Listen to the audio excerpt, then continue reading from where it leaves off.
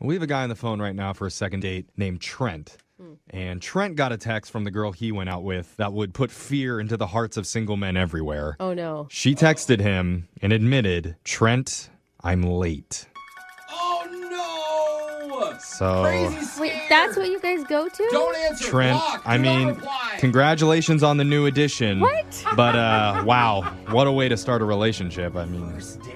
I know. I don't know what you guys are talking about. Oh, my God. Now he's denying he's the father? Yeah, I mean, you knocked her up night one? Like, what happened? Yeah. No, I don't know what your producer told you, but that's not the case at all. Oh, my God. It does sound like you're having a panic attack. It says that you got a text from her that said, I'm late. Yeah, I got a text that she was late because I was at the restaurant and she hadn't shown up yet. Oh, God. that kind of late. Yeah. Yeah, thanks, Jeffrey. You needed to be more clear in your email, Did I he? think. I mean, that's where my head goes. how late is late? So she was about 45 minutes late, but I was starving. I kind of ran around all day. So my move was to order a dinner and shovel it in quick before she got there. And That's a move. That is definitely a move. Dinner? No, wait, before we get too far, wait. Before we get too far, what's her name? Danny. Danny. And how'd you meet her? Is she an online date? Yeah, I met her on Tinder. Okay. So I'm sorry. Go back to your shoveling food in your face. So she was going to run about 45 minutes late. I got there about 15 minutes before we were supposed to meet. So I thought, for sure, I can get 2 meals in because I was starving. I didn't eat. So I ordered a chicken parm. I didn't get any pasta. I just ordered the chicken parm. What? And I'm in the middle of shoveling it in, and I'm like, I'm almost done. And she walked in. Oh, no. Oh my God, why did you even risk it? Go with an appetizer like a normal person. That's what they're The for. appetizers never fill you up. Oh, God, I was starving. You could have just rescheduled for another day if she's going to show up an hour after you. Like, It was like 45 minutes, but it was fine. Wait, what did she say when she sees an almost finished chicken parm on your plate? She was a little bit taken back. She was like, well, what are you doing? And I'm like, I knew you were going to be late, so I just wanted to get a little snack in me before you got here. It's a whole dinner plate. And she's like, that's like a dinner. And I'm like, yeah, but I'm okay. I can eat again. I'm starving. I didn't eat all day. So she kind of blew it off, and I kind of was like, gave the waiter back the plate, and then we kind of started and got a glass of wine. And Let's try again. so how did second dinner go?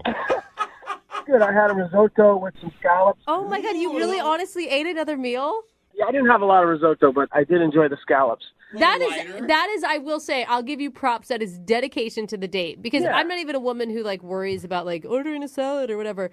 But it is weird to sit down and eat with someone who's not going to eat. Okay. Also, are you rich? Because 2 dinners, that's expensive, dog. Yeah, she had to pick up the tab. No. I picked up the tab. All right. So tell us about Danny. Yeah. What's she like? So she's awesome. You know, it was a little bit awkward at first. But Yeah. She had this great hair. It like bounced. Just one of the hairs was great? No. The whole head of hair was good. That's nice. I think that's awesome. When she moved, like it looked like it was like in slow motion or something. It was pretty cool. I've always Like a been jealous model. of those people for sure. Yeah, it was like bouncy. Like you heard music when she was moving her hair. I was like, wow. It's like a commercial. And that's a really nice compliment too. Like a woman would appreciate a compliment like that. Did you tell her? Yeah, no. I told her. Like her hair has a really great, cool bounce to it. I told her straight up. Yeah. Nice Yeah, bounce on yeah, that like a hair. basketball head. It's really bouncy. Well, I mean, so far it sounds like the date's going great. Yeah. So we had dinner. I was like, do you want to go? We were going to go to like another bar and just have a drink. And she was like, well, I kind of have to meet some friends. And I was like, kind of stinks. So I just leaned over and kissed her. Ooh. And then after I kissed her, she was like, well, maybe we can have a drink. Oh. Dang. That means you're a good kisser, bro. Ooh, that Yeah. means that there is chemistry between you two. My lips don't lie. I got some good lips. My Yeah. lips don't lie. Probably still some had risotto on Yeah. there. She was like, Gross. I had scallop and risotto bread, so she didn't mind. Oh, good for So- you, Trent. What'd you guys do? We decided to just, we were going to go back to my place and just have a drink. Oh. And then she was like, oh, I kind of feel bad. I blew off my friends, whatever. And I was like, all right.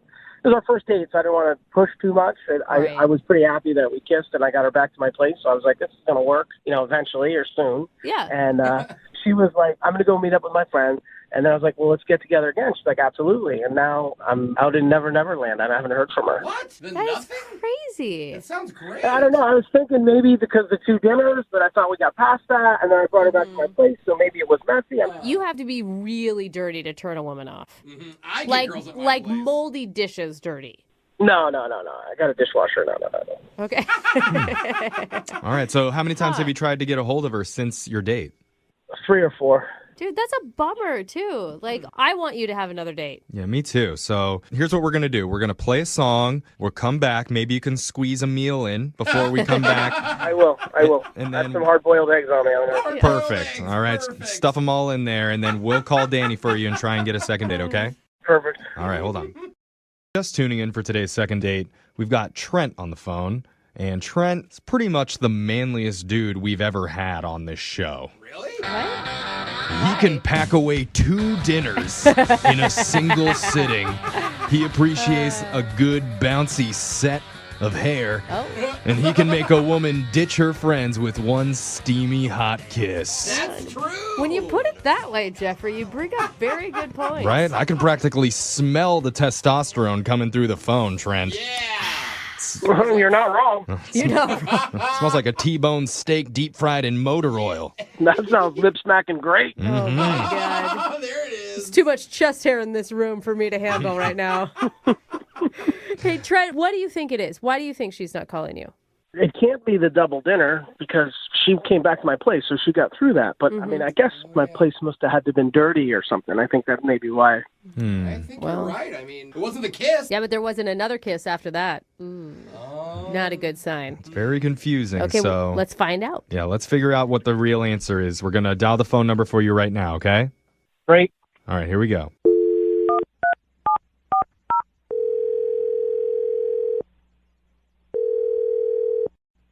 Hello? Hi, can I speak to Danny, please? This is she? Hi, Danny. My name's Young Jeffrey. I work on the radio. Brag more. Well, I'm just trying to give her some context. It's a radio show. Hi, Danny. I'm sorry, what? Who is this? Sorry. Well, we do a radio show, Danny, and we have a listener who knows you. I don't understand what's going on. Yeah, I'll explain. We're doing something on the show called a second date. Basically, if you go out on a date with someone and that person isn't calling you back, we'll give them a call and try and figure out a reason why. Okay, well, I don't, okay, It's weird, confusing. but whatever. It could be a really good thing, Danny.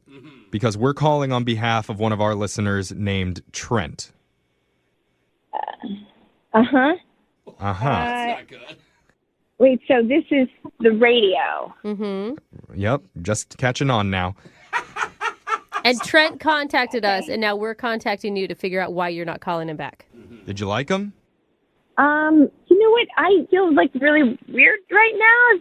Do I have to do this? Yes. No. Legally, you're Danny, obligated, Yeah, you or answered we the call. will sue you. He's right. You answered. You gotta say it. You don't have to do it, but you've got to like look at it from Trent's perspective. Like in his mind, Right. you guys went on an awesome date. You shared a fantastic kiss. And then he thought for sure you'd be hanging out, and all of a sudden you're ghosting him. Is there a reason that you're doing that? Yeah, I just don't want to embarrass him. Oh, he's fine with that. You know, why would he be Yeah. embarrassed? Yeah. Well, because I don't know if he knows what I saw. What you saw? Yeah. Okay. I mean, I liked him.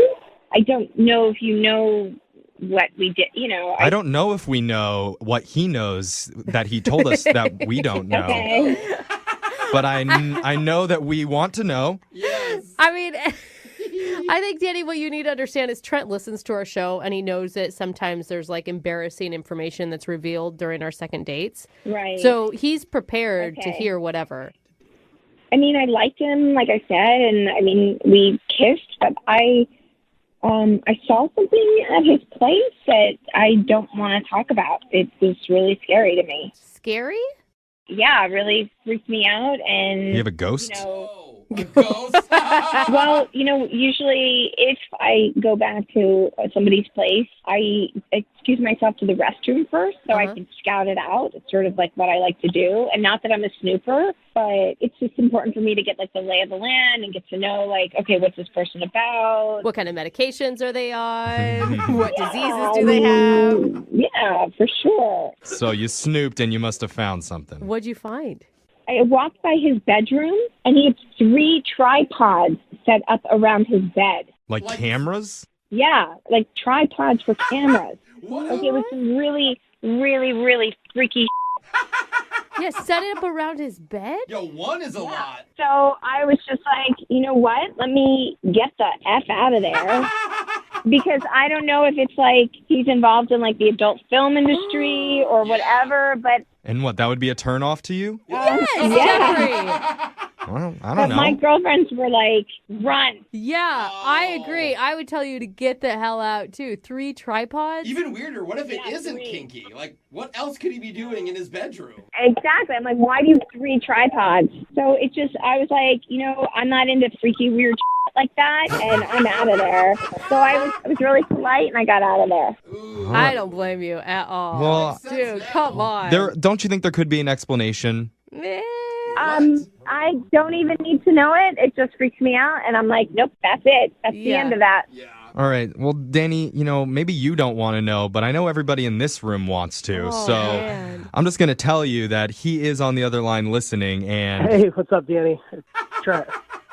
Oh my God, you have been listening? What? Oh no! Oh no! Yeah, yep. yep. Yeah, Trent, this doesn't help your case at all, I will say. Start explaining, Trent. Well, it does sound really odd the way she put it, but I mean, I didn't say anything to her, but Do I'm you doing really it. have 3 tripods set up around your bed? let me explain. That's a yes. Yes, I do, but can I explain, please? Sure. Okay. If you No, look- I mean, think that's really weird, and Okay. it's so weird. You did. Why am I on the radio right now? Danny, I think we need to hear him out. Yeah, I don't want to talk over everybody, so. You mean like the porn star director? Yeah, no thanks.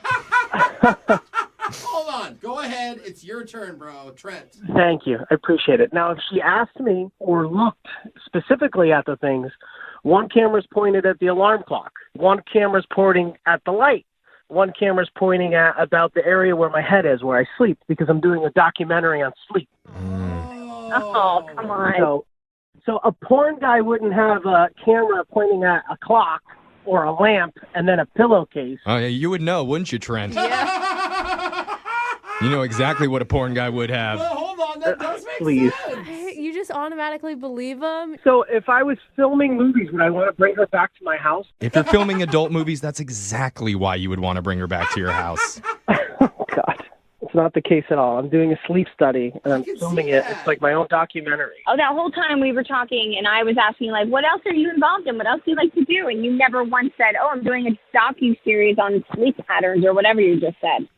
Because it's just not really something I talk about. It's a little odd. He doesn't want to brag. No, I mean, it I is will say, odd. okay, Danny, to his credit, I will say he came up with a reason for it immediately. He didn't have to stop and think about it. Trent, can she see any of your work that you've done? Absolutely, yeah, I have like the last 30 nights of my sleep. I mean, it's pretty boring, but I mean, we have to cut it all together and stuff. But Well, yeah, the first part of those things usually are boring, but then the pizza guy comes, and then the documentary gets real interesting. The date comes back, and all of a sudden, oh, this is your place?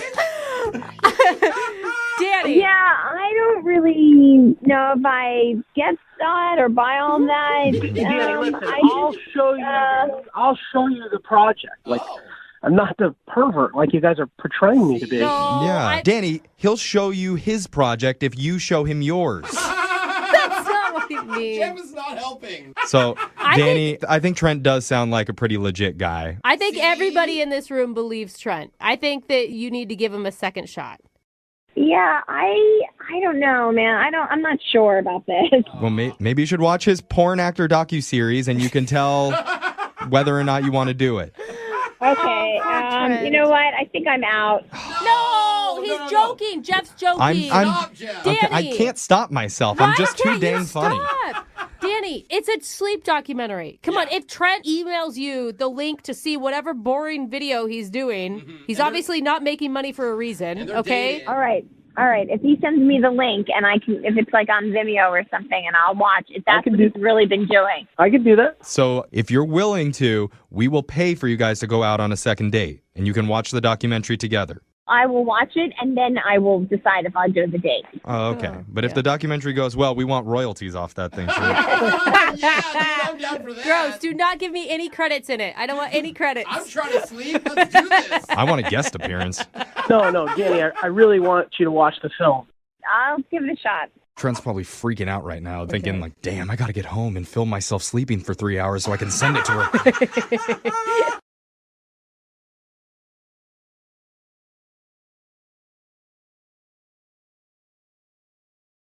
Napa know-how. At Napa, we've stopped thinking outside the box. Instead, we're thinking inside the bucket. The $2.99 Napa bucket, to be exact. When you fill those bad boys with auto parts, you can get 20% off 3 or more items that fit inside. No overthinking required. Just get your bucket, fill it up, and save 20%. Quality parts, helpful people. That's Napa know-how. Napa know-how. At participating Napa Auto Parts stores, exclusions apply. May not be combined with other offers. Offer ends 7/31/20. Moving 92.5. Brooke and Jubal's second date update. A listener named Tiffany is on the phone for a second date update today, and her email was interesting. She said she wanted us to call this dude back, and she described him as boring. What? So I don't know why she wants a second date, but I guess we'll find out. Okay. Tiffany, how are you? Hey, I'm good. So, how about this boring guy? What's his name? Well, Mike's his name, but I didn't mean like boring. You know, like cute boring, like a little old-fashioned, a little quiet. Cute boring. I'm Okay. actually hearing stable is what I'm hearing. Is that what you mean, Tiffany? Well, he was very different than any other guy I've gone out with, so maybe, I don't know. Okay. I don't know what stable looks like, but Yeah. it sounds fun. All right, so where did you meet Mr. Boring? I met Mike at a networking event. Oh, that Okay. is boring. Good point. Did he approach you or you him? It was a big gathering in a hotel, and I honestly don't even remember if he introduced himself first or I did. Okay. So it's kind of one of those things where everybody's talking to everybody. Exactly. So what set him apart from the crowd? The fact that he was more boring than everybody else? Right. Like, what made you notice him? Well, I mean, he's good looking, but he also just had like a different vibe, like confident, kind of focused on his career, you know, not like other guys that I've dated, you know, who are just like, for lack of a better word, gamer boys, you know? Right. Oh, Okay. Right. So he sounds sexy, if you ask me. Yeah, I mean, I definitely thought he's good looking. I mean, obviously I was interested. We exchanged numbers. And did he know that it was, I mean, since you're at a networking event, like it may have gotten lost in translation that you liked him in a different way. Well, I mean, we texted and called a bit before the date, and like there was some pretty obvious flirting going on. Okay. So you think that he realized that you weren't trying to get together to talk about real estate or something? Yeah, I mean, unless he's very thick. Okay. So what'd you guys do when you actually went out? Well, we met at a park. That's Okay. random. Boring. Wow. For sure. Why a park? He actually had lunch reservations that he had made, but I didn't know about that. And I had just been to brunch with my friends, you know, having some mimosas. Oh. So we ended up walking around instead because I had just eaten. Oh, okay. That's kind of a letdown, honestly, if I'm him and I'm like, I plan for lunch and then you show up, you're like, I already ate. Let's do something else. Well, you know, he didn't tell me, and he was actually really cool about it. He just like grabbed something in a coffee shop. We walked around. It was really nice, actually. You know, we like went into an art studio, some little boutiques, and this super cute old bookstore. That sounds fun. Yeah. Still sounds boring. Though. Yeah, it sounds super boring to me. I'm sorry. I mean, it was a little boring, but it was like him boring. You know, it's like the old bookstore. It was like him. You know, it's cute. You know, it's quaint. Smells like leather. Old people. Yeah. I love it. Did you guys I like have, your like, what was description. a big moment where you connected? Well, we have a lot in common. We joked and stuff, and I'm a little embarrassed to tell you this, but I did actually try to kiss him at the bookstore, and he said no. Oh, no. But he said it was because, like, other people were watching, and he felt awkward about people watching him. Whoa, but Okay, still so he- saying no Yeah. is... Yikes. He turned know. down your kiss. I don't know. I think that's kind of understandable. Like, it's broad daylight. You're sober in a bookstore. Come like, on. I'm not making out with people in that situation either. Well, he was sober. I was mostly sober. Oh, yeah, that's okay, right. so you were kind of drunk. So maybe that was it. Maybe the kiss you were going in for wasn't like a normal peck on the lips. You were like kind of drunk and like, let's get down right here in the over bookstore. I don't know. I thought I had it pretty well under control, but I could be wrong. Okay. So did you guys end up kissing later on? We didn't. We got to a point where he said he had to go. He said he had dinner with his mom. And, I made a cute joke about it. Like, wow, it's kind of fast for me to be meeting your mom already. And he laughed. He thought it was funny. So I thought that was good. So we definitely ended on, a good note. Okay. So what's happened since? Since I've texted him a few times and haven't heard back. Okay. So what do you think could have happened? I don't know. The only thing I can think is that, maybe I was a little tipsier than I thought I was, and he noticed it, and that was a bit of a turnoff.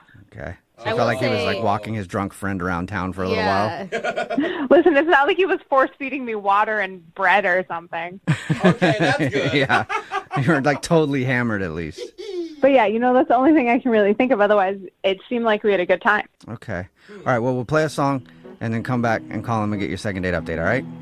Awesome. Thank you. Hang on. Moving 92.5. Brooke and Jubal in the mornings. Second date update. Right in the middle of a second date update, and if you're just joining us, Tiffany is on the phone. And there were a lot of but not that's on Tiffany's first date with a dude named Mike. She showed up drunk, but not that drunk. He was boring, but not that boring. True. The date was good, but not that good. I don't think. Anyway, if you're just joining us, Tiffany went out with a dude named Mike. She met him at a mixer, and then they went out for a date. He actually made lunch reservations, but she had gone to brunch with her friends before that, so she'd already eaten, was kind of tipsy. So they had to change plans and ended up just kind of walking around and going to stores while he ate a sandwich that he got from a coffee shop. But she says that she really enjoyed it, and he was boring, but in a cute way. Cute boring. And she really wants to go out with him again, but he's not calling her back. Do you have any theories on why he's not calling you back? I mean, like I said, my guess is it was because I was a little tipsy and it turned him off or something. Yeah. But you weren't full on drunk, right? No. Okay. Trust me, if I was drunk, you would definitely know it. I believe that. Yeah. Let's not forget, she did try to kiss him in a bookstore. Oh, that's right. And he actually turned her down and said no because he thought there were too many people watching. Sorry to remind you of that, Tiff. Yeah, thanks. Yeah, no problem. All right, I'm going to dial his phone right now. Here we go.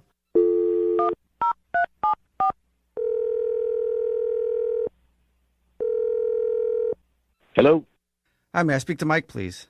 this is he. Mike, how are you, man? This is Jubal from Brooke and Jubal in the morning. I'm good. Where are you calling from again? Brooke and Jubal in the morning. It's a radio show. Okay. Have you ever heard of it?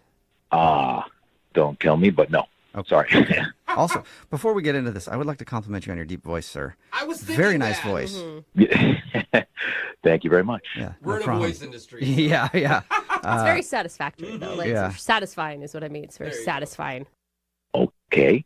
Did I win something? No. I'm calling you today, Mike, because we do a segment on this show called the Second Date Update. That's where if you go out on a date with somebody and then end up not calling them back after, they can email us to get you on the phone to try to figure out what happened.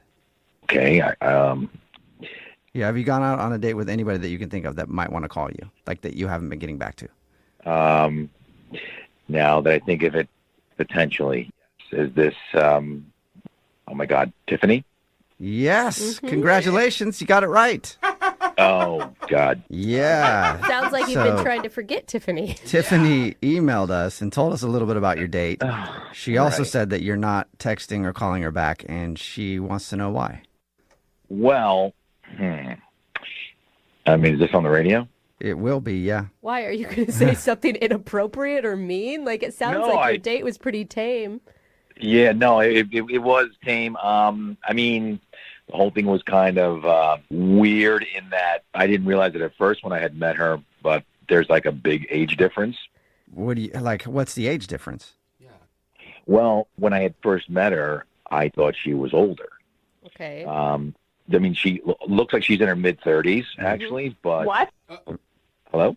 Yeah, so keep going. But how old is she? I think she's like 26. She's in her mid-20s, which would make me like almost 30 years older than her. Whoa! Oh, wow. Holy hell, Yeah. that's a big age difference. You Yeah. have a deep voice, an old man voice. And that's why you do lunch and not brunch. That makes sense now. You know, that's why most of my dates are over the phone, I guess. I mean, I give good phone. Okay. Yeah. I don't even get that. It's a good, dad though. It's joke good, though, or man. something. Yeah. I don't know. Okay, so Yeah, you thought she was in her 30s, but she's in her 20s. correct. Okay. Okay. And did you bring that up at all, or did you just kind of dismiss it as like, let's just get through this and I'll be done with it? I just kind of knew it just wasn't worth getting into. I mean, she's very nice. She's fun. She's peppy. A lot of energy. She'd be great friends with my daughter. Yeah, I mean, that was the main thing. But it also seemed like she was looking for, like, financial support, you know, like that. Oh, my God. Stop that. That was me. Sorry. Sorry. No, don't worry about it. Why did you think that? Did she know that you were so much older? Well, I don't know what she thought I was, but I mean, I mentioned that I was retiring, and she actually got excited.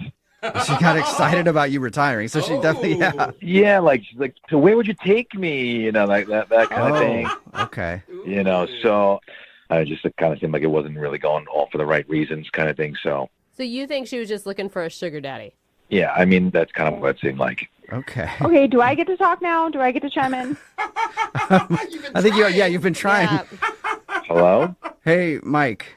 Yeah. Yeah, I need to let you know that Tiffany's on the other line and wants to talk to you. What?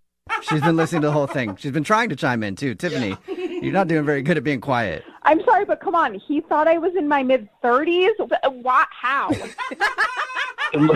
Look, Tiffany, I don't know if it was the lighting in the conference room or what, but, I mean, you're very attractive. Don't get me wrong. Yeah, attractive for an older lady, I guess. Oh, my God. Tiffany, is that the that point bad. you're really upset about? Shouldn't you be more upset about him thinking you want a sugar daddy? And 30s is young. Listen, maybe he misinterpreted what I was saying. I was just talking about how, it's challenging that, my parents aren't helping me anymore. I'm just, transitioning out of that and that sort of stuff. Oh. Well, no, I mean, you mentioned that your dad cut you off, you couldn't pay rent, and I don't know, it just kind of seemed like you were looking at me for the money kind of thing. Ooh. So what, you think I'm some kind of gold digger? That's what you think? Well, no, I'm just wondering. I mean, what would a beautiful 26-year-old like you be interested in a guy like me for? Maybe it's because, Mike, I'm sick of messing with the immature man boys that are my own age, and I'm interested in trying it out with someone who has some more maturity. Yeah. Someone of retirement age. Tiffany, I appreciate that, but I'm a lot older than you. Mike, stop being so hard on yourself. You are not that old. I don't think he's making it sound like a negative thing. It's just a fact. Right. It's just a fact. I am that old, Tiffany. No, I mean, you're youthful, you're young at heart, you joke, no one would look at you and think you're your age. No, Tiffany, I think that people would just look at me and know that I'm that age. And I'm fine with it. I'm totally fine with it. I mean, how weird would it be for my family, my friends, your family? I mean, right. I don't know. Mike, age is just a number. It's 21st century. That's not what's important to me. Well, I've accepted my age, and I think that you might have to too. Well, you know what? You shouldn't. Like, you're young. It's not like you have one foot in the grave, Mike. Why are you talking like You this? shouldn't accept your age. Don't accept your age, Mike. I mean, I used to think that way as well. I mean, I don't anymore. I don't have to anymore. I'm fine with where I am. But you kept mentioning money and vacations and paying for stuff, and I'm not supposed to have to pay your rent, That's just like normal boyfriend stuff. No, it's not. I don't think paying your rent is normal boyfriend stuff. Tiffany, that's normal life stuff that you do for yourself. Wow. I mean, my last boyfriend helped me with the rent. How much older was he? Like, at my age, like 2 years older. Oh, okay. Let me ask you a question. What if I couldn't afford to pay the rent for you? I mean, let's just suppose, What do you mean? Like, that's not the situation. What if I made $40,000 a year and I couldn't pay for your rent? What would I mean? But you don't make $40,000 a year. That's not the point. I'm saying, would you still like me if I wasn't able to do that? Really? Listen, that's not the situation. So, I don't know why we're talking in hypotheticals. Oh my Yeah. God, Oh my Tiffany. Guys, this has been fun. All right, well, hold up. Don't go just yet, man. Give me 1 second. Give me 1 second, Mike. Would you like to go out on a second date with Tiffany? We'll pay for it. Listen, best of luck. I wish you the best. You're a great girl, but I'm gonna decline. Oh. Well, Mike, I thought that, you were, a more open person than that. I thought that, I gave you the benefit of the doubt, being a little boring and whatnot. I thought, just in time, maybe you'd open up. It's a generational thing. It's a generational thing, being boring. And that's just really disappointing. So I guess I read you wrong. I understand. All right. Thank you, Mike. Tiffany, I'm sorry you didn't get a second date. Well, you know what? If anyone knows anyone who's quote-unquote age-appropriate and not a gamer man boy, let me know. Someone more your age? Someone in their 30s? I'm not in my 30s. Brooke and Jubal in the morning. Napa know-how. At Napa Auto Parts stores and Napa Auto Care centers, get a $25 prepaid Visa card when you get any Napa Automotive battery. It's the best deal for some of the best batteries from some of the best car people around. But we might be a little partial. Anywho, pick up any Napa Automotive battery and save $25. Do it yourself or have it done for you. That's Napa know-how. Napa know-how. At participating Napa Auto Parts stores and Napa Auto Care centers while supplies last. Offer ends 8/31/20.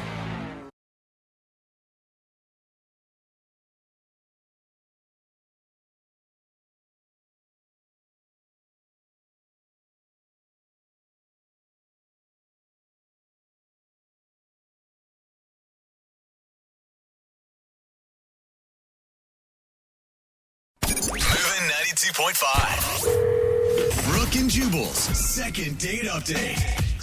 Every guy has been there before. You sit down at a restaurant and you're hanging out, and then the waitress walks up and says hello. And you instantly realize that she initiated a conversation with you, so she must think you're attractive.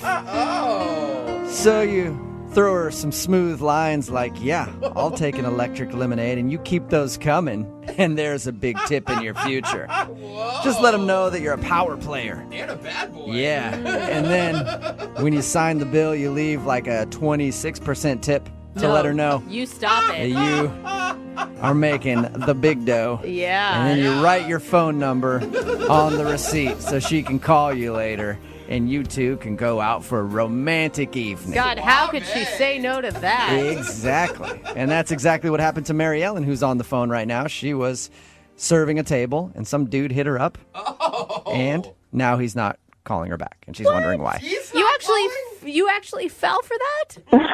I usually don't, but this guy seems different. Was he as smooth as I described, or was it even better?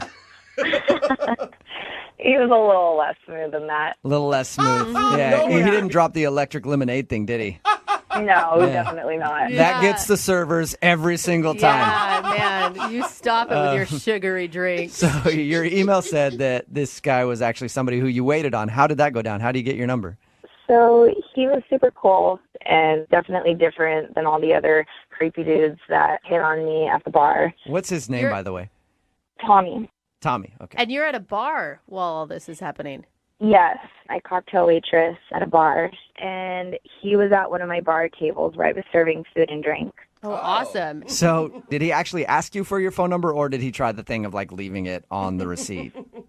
No, he actually did ask me at the end, and he did it really respectfully, and this is the only time that I've ever actually went for it. What did he say specifically? He said, I'm sure this happens to you all the time, but you seem like a really cool girl. You've done such a good job of taking care of me, and I would love to take you out on a date if I could give you my number, and you could, you can call me if you decide to do that. No pressure. That all sounds nice, except for the you've done a really good job taking care of me part. That kind of creeped me out a little bit, I got to be honest.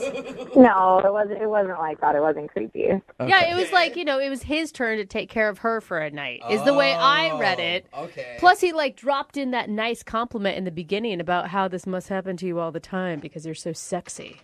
Absolutely. All right, and what did you guys do for your date? I love to go dancing, and one of my favorite DJs was in town, so we decided we'd go to his show.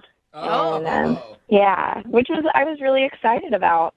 And on my way there to meet him, he texts me and says that he needs to reschedule. Ooh, that sucks. While you were on your way to the club? Wow. Yeah. He said it was for an emergency. Okay. So do you think, because as soon as you said dancing, I'm like, well, that's kind of risky with a guy. Like, either guys are into it or they're very adamantly against dancing.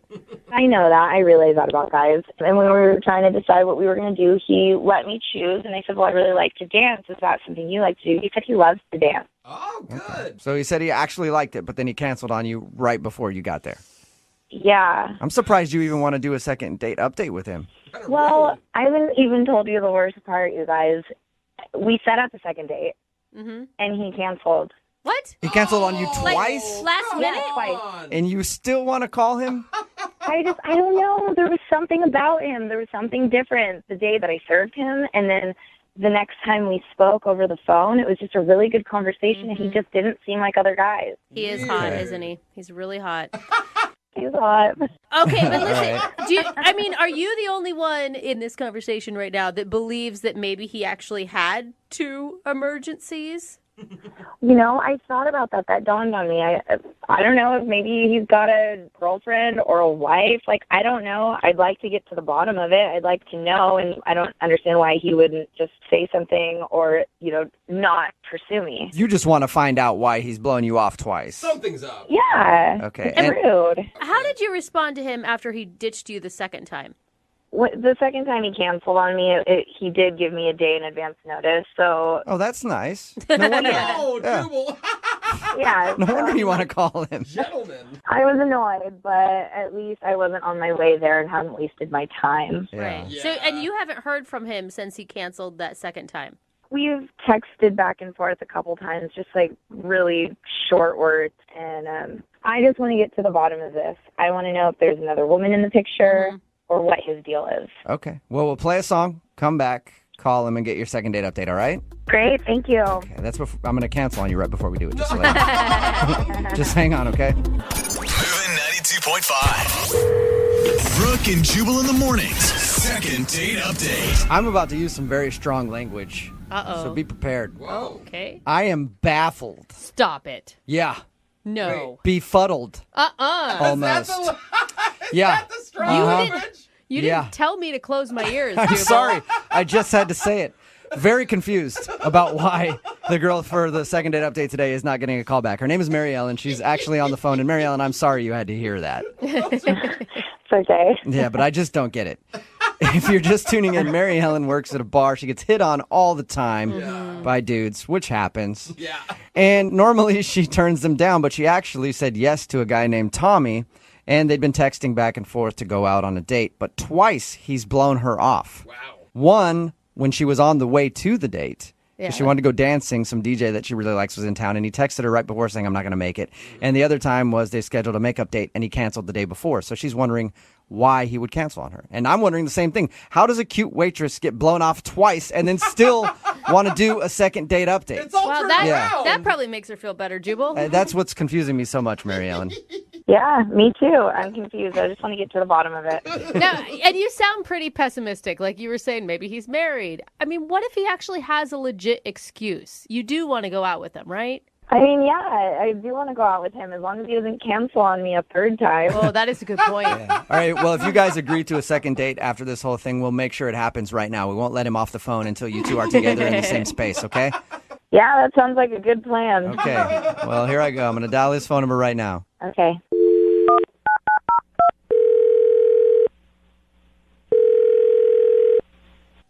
Hello? Hi, can I speak to Tommy? Yeah, speaking. Hey, Tommy, how are you? This is Jubal from Brooke and Jubal in the morning. I'm just saying it one more time. Hello? Hey, Tommy, this is Jubal from Brooke and Jubal in the morning. You there? Yeah. What's going on? I don't think that he meant that you Tommy, need to can you yell. hear me, Tommy? No. I can hear you, but I just don't know who you are. Oh, okay, good. I was worried you couldn't hear me. Tommy, this is Jubal from Brooke and Jubal in the morning. Are you familiar? Am I what? Are you familiar? Are you sure he can Sounds- hear us? Have you heard of Brooke and Jubal in the morning before? No. Oh, okay, good. It's a radio show. Great. Awesome. Yeah. We're calling you today because one of our listeners emailed us about you. Okay. Okay, are you curious to know who would email us? Uh-huh. I still feel like Tommy has no idea what's going No, on. and he doesn't sound like he cares. So, Tommy, you recently met a girl named Mary Ellen, right?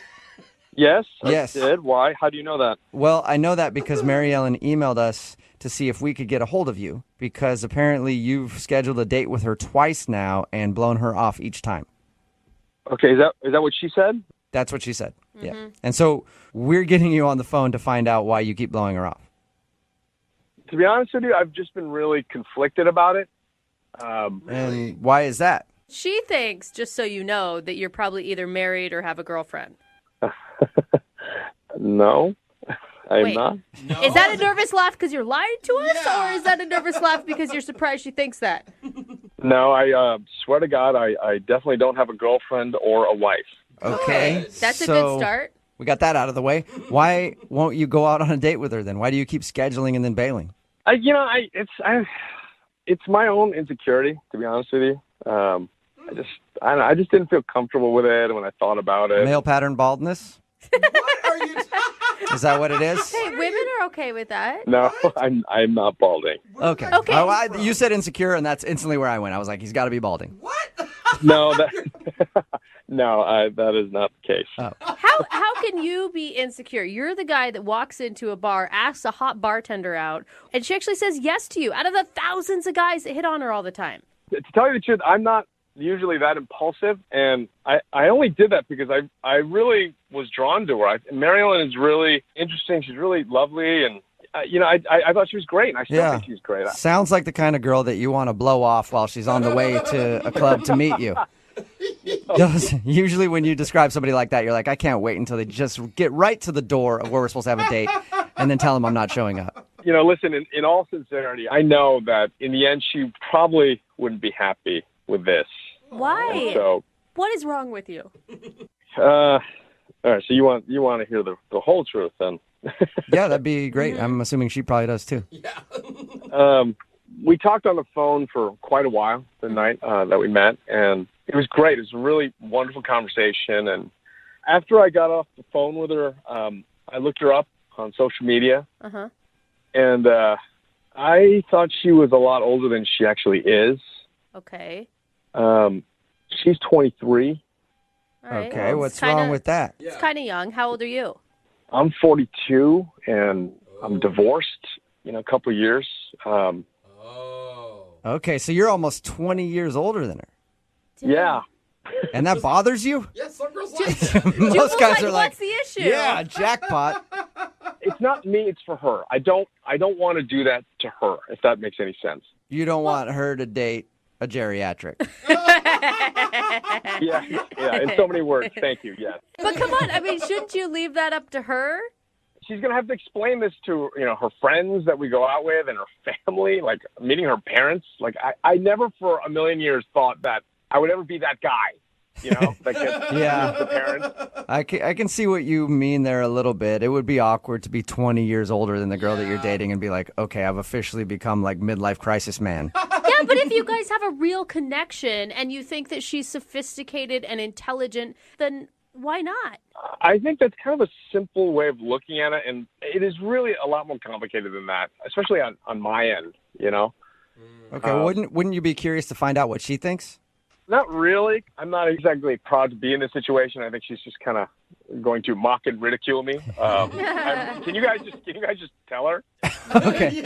Well, how about I just tell you that you actually kind of told her because she's on the other line listening and wants to talk to you. What? Yeah. Yep. Mary Ellen? Hi, Tommy. I thought she sent an email. I didn't know that this was a phone thing. I thought she wrote a letter. She did, and then we got her on the phone and told her to hang on while we talked to you to see if we could get the answer, and now it's time for her to talk to you. Yeah. That's one way to sum it up. I'm not really sure how to take this. Oh man. Did you hear the whole thing? Did you hear everything? Yeah, you don't look 42. That's a nice compliment. thing. Yeah. Kind of.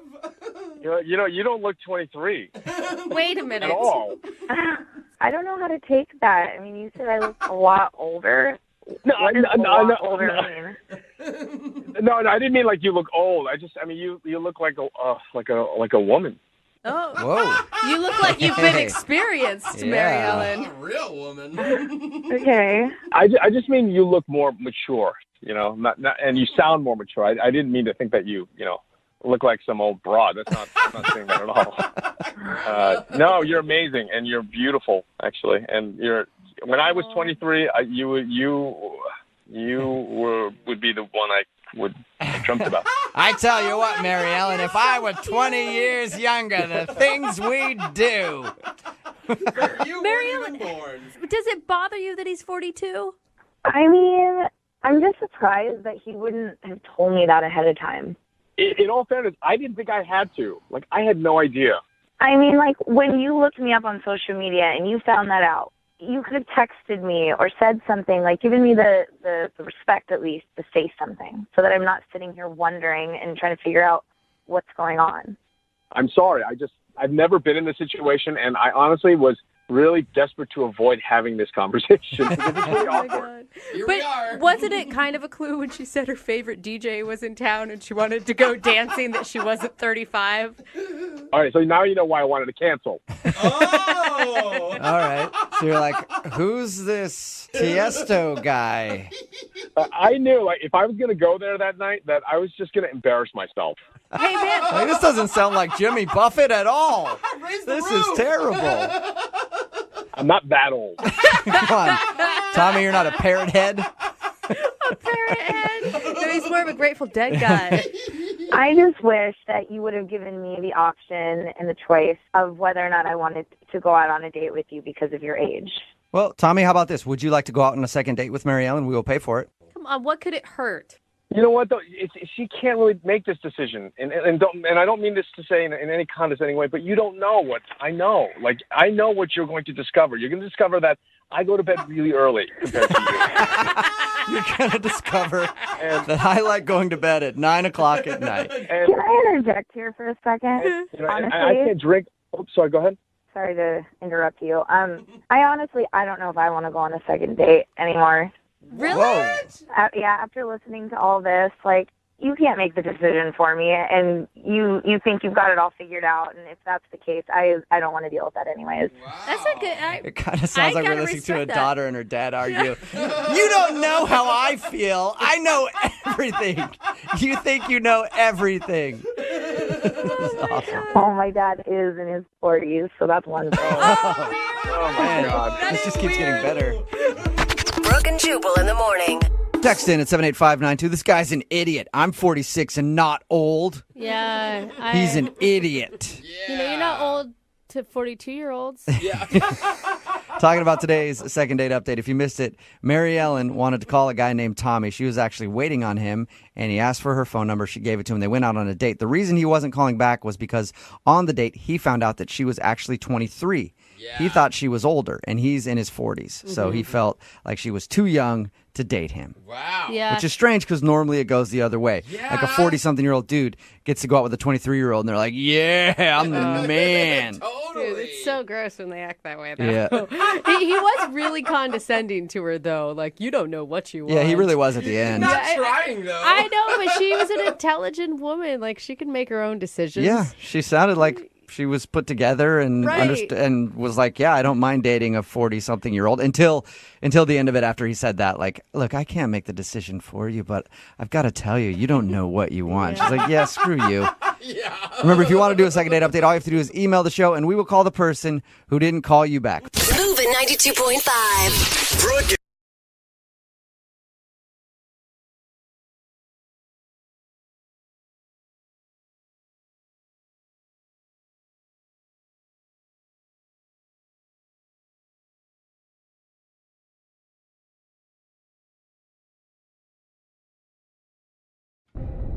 All right. The moment of truth is upon us. We just talked to Brittany a few minutes ago about her date last night with Noah. Noah is, of course, the guy that hooked up with Brittany 3 years ago, ended up getting her pregnant that night. He has no idea that he has a 2.5-year-old daughter, which is owned by Brittany. Oh, no, that's not the verb you use, Jubal. You own them until they're don't say- 18. So anyway, we were originally calling for a second date. She wanted us to break the news to him live on the air. we said, how about we do a second date, see if you can go out with the guy and break the news in person. He agreed to a second date. They went out last night, and she couldn't tell him on the date. Oh, my God, Brittany. She went home after he kissed her and sent him an email. Which we don't even know if he's received. No, because you haven't heard anything from him, right, Brittany? Yeah, no, I haven't yet. But can I just say, Brooke, like, I get where you're coming from and, like, giving me a hard time and everything, but this is just the hardest thing. This is harder than labor. Like, How is this harder than being a single mother for 2.5 years? I mean, you've done such a great job raising a kid and making it happen, and you're finally coming around and wanting to do the right thing. Yeah, so thanks.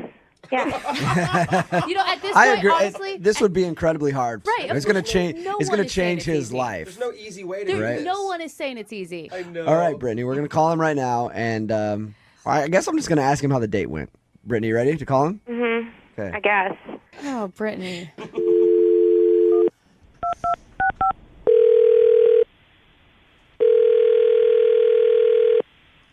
Hello? Noah. Hi. What up, man? It's Jubal. How are you? Good. How are you doing? Good. Heard about your date last night. Oh, yeah? Yeah. It was good. Look at that. A little bit of kiss and tell going on, huh? Oh, Noah. You weren't sure about going out with her, but you went ahead and kissed her on the first date. Nice. Yeah,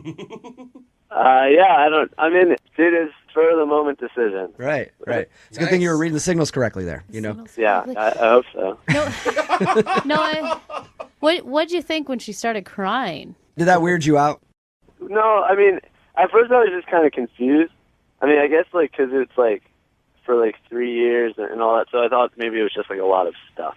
You sound like you're in a good mood this morning, like you enjoyed your date a lot. Yeah, it was a good night, you know. Nice. I mean, it was one date, you know. But yeah, I could, like, I would definitely, like, hang out with her, you know. Like we said yesterday when we talked to you, it's one date. Yeah. You know, it's not like it's going to stick with you forever Oh, or my whatever. gosh, you guys, you cannot continue to do this. If we can't pay for it again, but would you go out on another date with her? Just hang out with her again? Oh, yeah, for sure. Did you get my email? Brittany's on the phone with us, of course. You know, we just want to talk to you about the date first, but When did you send an email? Last night. No, I haven't looked at my email yet. I haven't even gone to work. Is it important? yeah, like I think when she sent it, she may have checked the high importancy little flag on it, the red thing. Brittany. Listen, I gotta just do this. Okay, I'm really scared. Are you okay? Yes and no. Like, something really amazing happened to me and you, but you're not aware of it. But it's also might be kind of awful for you to hear about it. But, you know, obviously that we well, I know you didn't really remember me that well, but we hooked up 3 years ago, right? You remember that now, I assume. Yeah.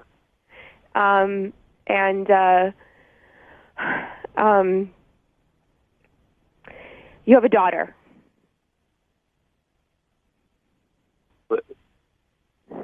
Wait, what?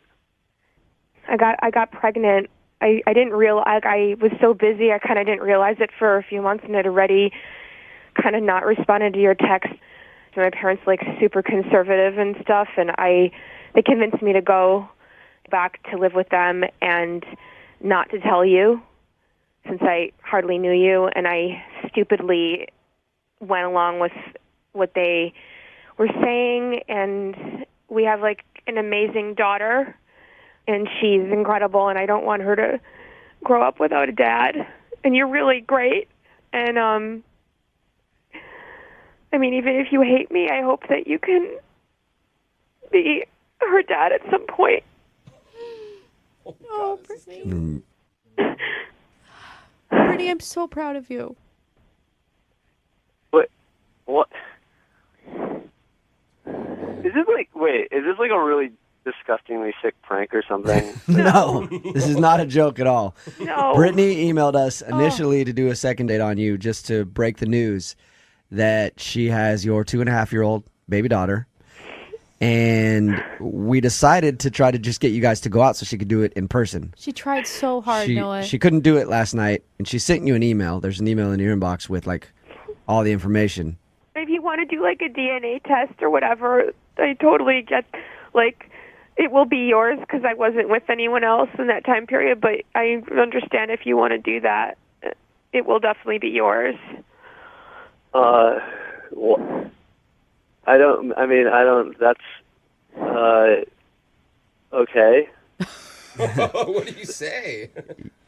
Yeah, I don't know what I would be thinking if I were in your shoes right now, Noah. Personally, I would be probably crying. I'm kind of. Wow, I'm shaking. So wait. So the kid's like here now. Yes, But your daughter. Yes. Okay. The kid. Oh God, our daughter. And you emailed me. Okay. Well, I couldn't get up the courage to tell you last night. I had all of her pictures with me, and I was going to tell you on the beach, and then you kissed me, and then like I was. I mean, this sounds so stupid right now, but like I actually really like you. And I got totally confused and overwhelmed. And then it was like, I'm this like single girl who's got no responsibilities, but I have a beautiful daughter and I'm a mom. And it's not about money. Like I can support her. I just want her to have a dad. Oh my gosh. This is killing me. It's making me Noah, what do you want to do now that you've heard this news?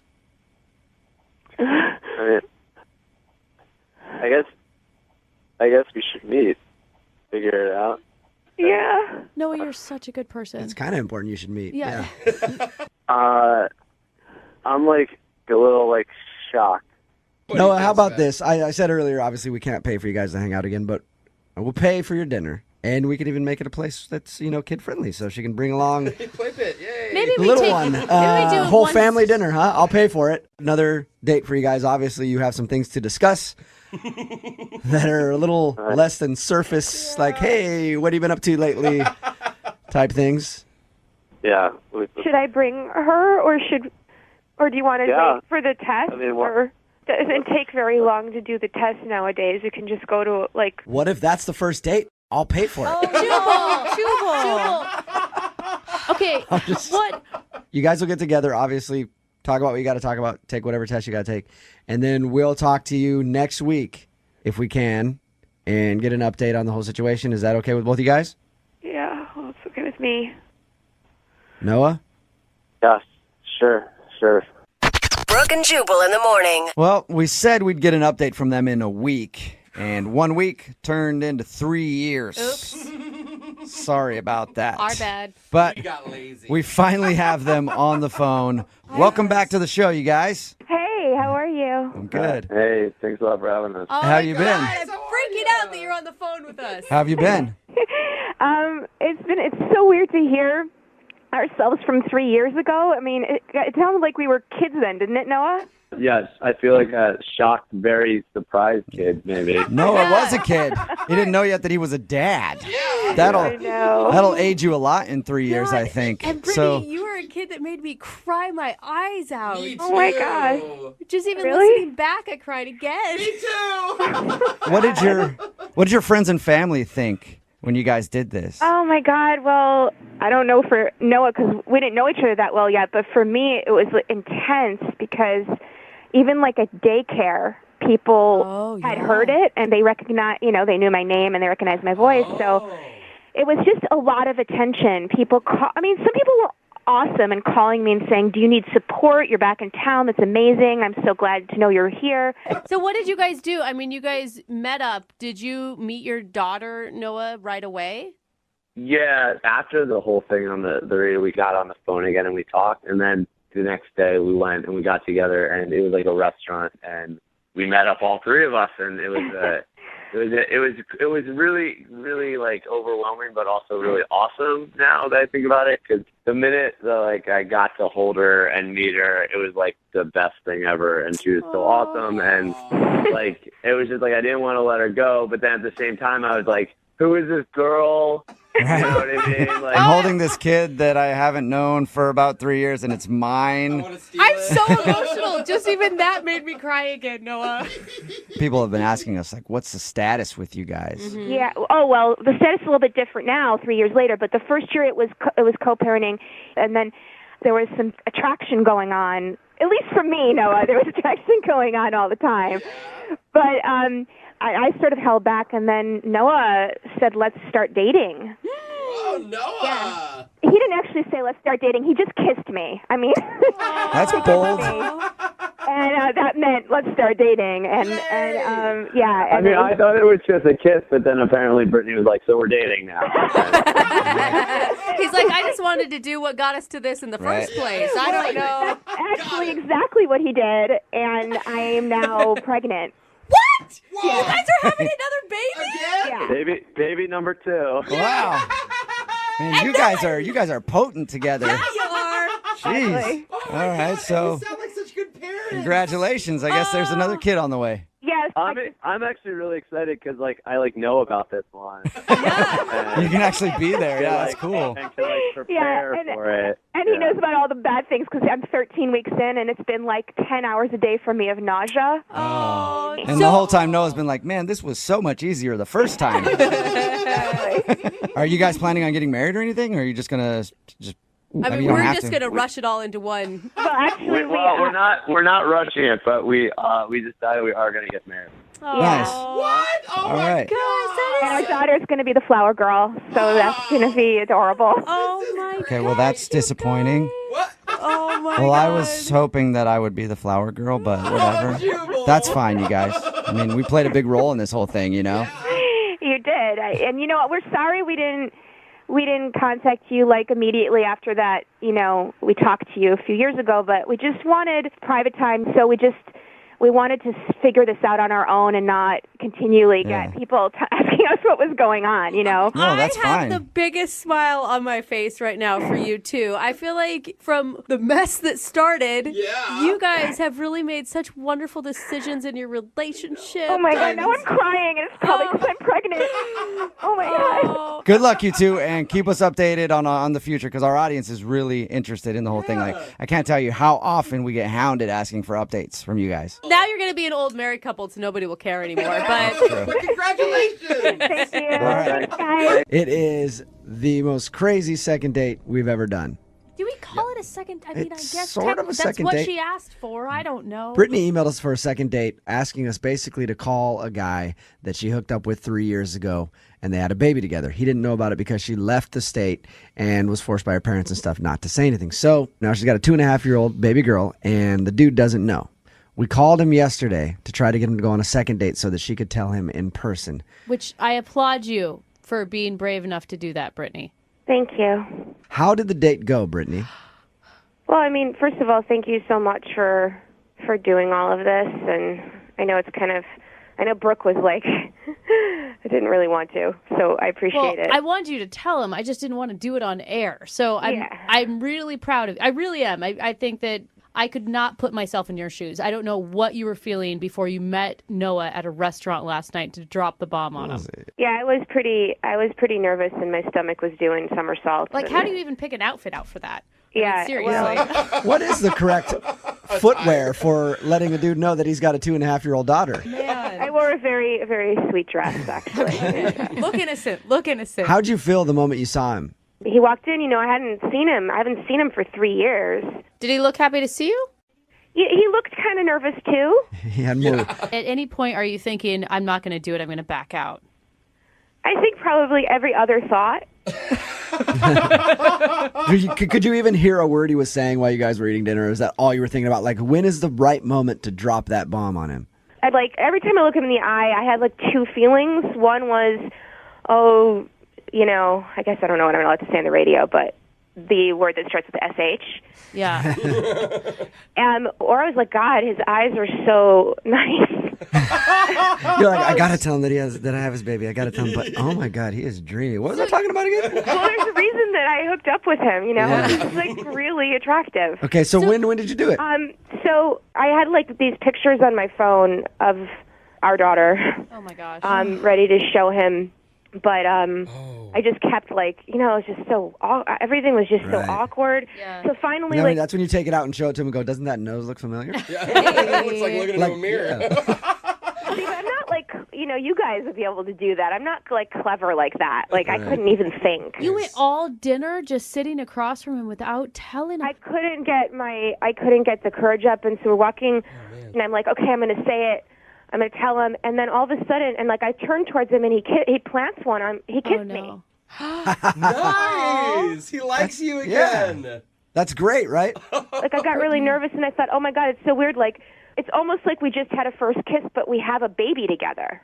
Did you say that? No. Oh, that would have been perfect.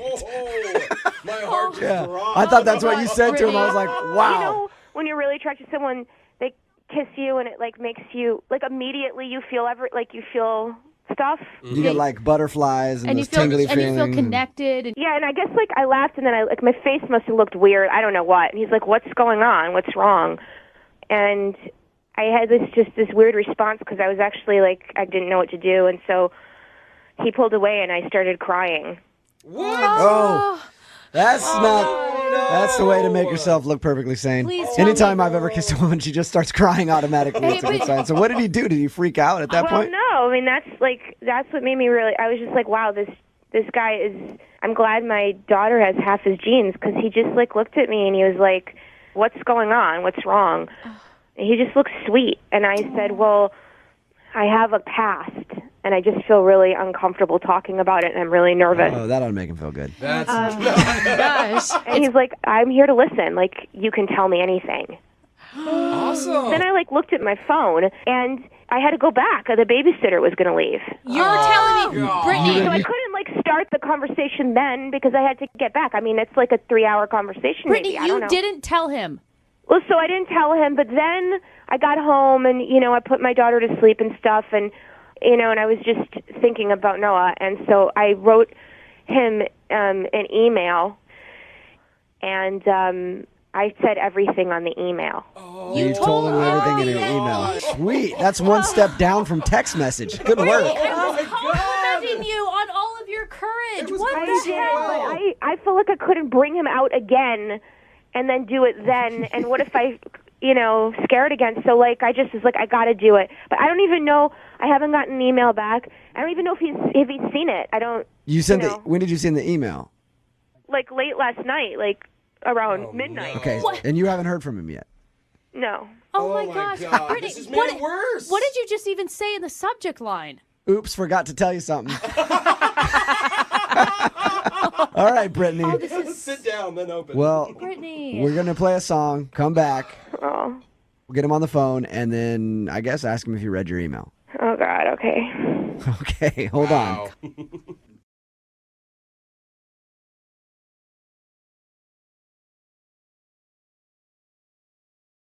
Are you single and feeling out of the loop? Put away that mouse and get out of the house. Join In the Loop, Seattle's brand new activities club just for singles. Go to intheloopsingles.com today.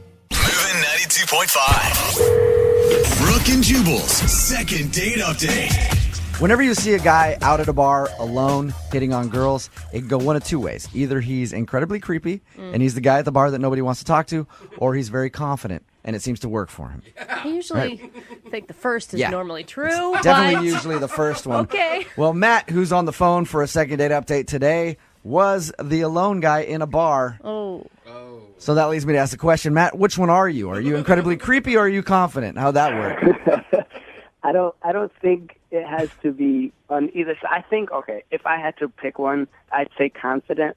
Yeah, I bet Of course you would. Yeah. Creepy people always are unaware. But let me explain, though. Yeah. So why were you at a bar alone hitting on chicks? I just moved to my new apartment. I just got a new job. I got a new place. So I don't have any friends here yet. That doesn't make me creepy. So I thought, let me go out to the bar, check out the scene. Okay. So when I go out, I have to make friends there and see how the scene is going. And if I like how a girl is looking, I'm confident in my ability to go talk to her. All right. Are you a line dropper, Matt? I don't think I'm a line dropper. I think I just keep it real. Okay. Just a normal conversation, So you went to the bar alone out of necessity, not because you didn't have anybody who would hang out with you. When you put it like that, it sounds different. I read your email, and your email just said, I was at the bar by myself, and then I met this girl. So what's her name? Her name was Kelly. Kelly, all right. And how did you meet Kelly? Well, I saw her at the bar, and first thing, I'm attracted to her. I was really attracted to her. You know, she had a nice. I'm not gonna lie. It got my attention, so I went up to her. I introduced myself, and she was really liking me. We had a good deep convo. She seemed like a really down to earth girl, and eventually, you know, things happened, and she came back to my apartment. Wow, she came back with you that night. Yeah, she came back with me that night, and you know, some stuff happened. How about that? I'll just leave it at that. Nice. Some stuff happened, and I've been trying to get in contact with her. So, you know, when she was leaving, I waited for her with the taxi and everything. Everything was going fine. I even gave her a good night kiss. I thought everything was perfect. Wait, she didn't spend the night? She just came over for a little while, some things happened, and then she left that night? Yeah, she left that night. I don't know whether it was my new apartment that scared her. Oh yeah, those are scary. Your new apartment that scared her? What do you have in your apartment? Because just boxes everywhere. I haven't really, you know, settled in yet and made it my home. Oh. You know what I mean? She thinks you're a squatter. Yeah. Or you're like, I haven't put away all my dungeon toys yet. You know, very scary stuff. No, it was just I have boxes everywhere, empty beer bottles on the floor because I don't have my garbage yet. So only thing that was up was my TV and the couch, and she noticed, you know, everything else was messy, and I didn't really clean much. All right, so it looks kind of like you're living in a crack den, sort of. No, not at all.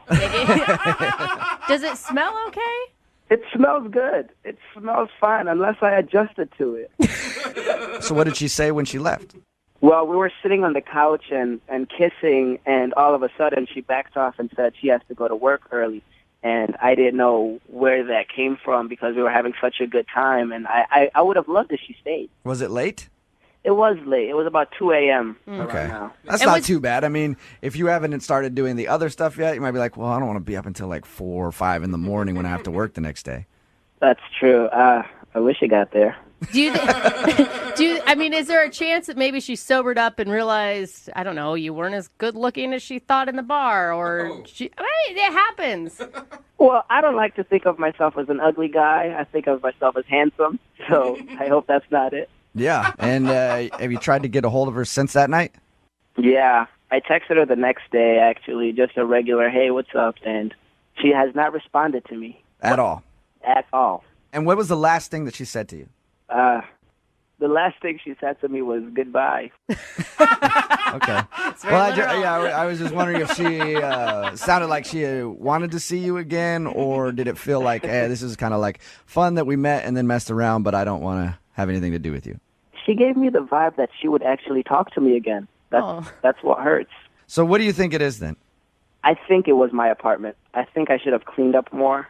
Maybe that would have helped. Yeah, but if you just moved apartments, I mean, you'd think she would understand if there's boxes and stuff everywhere.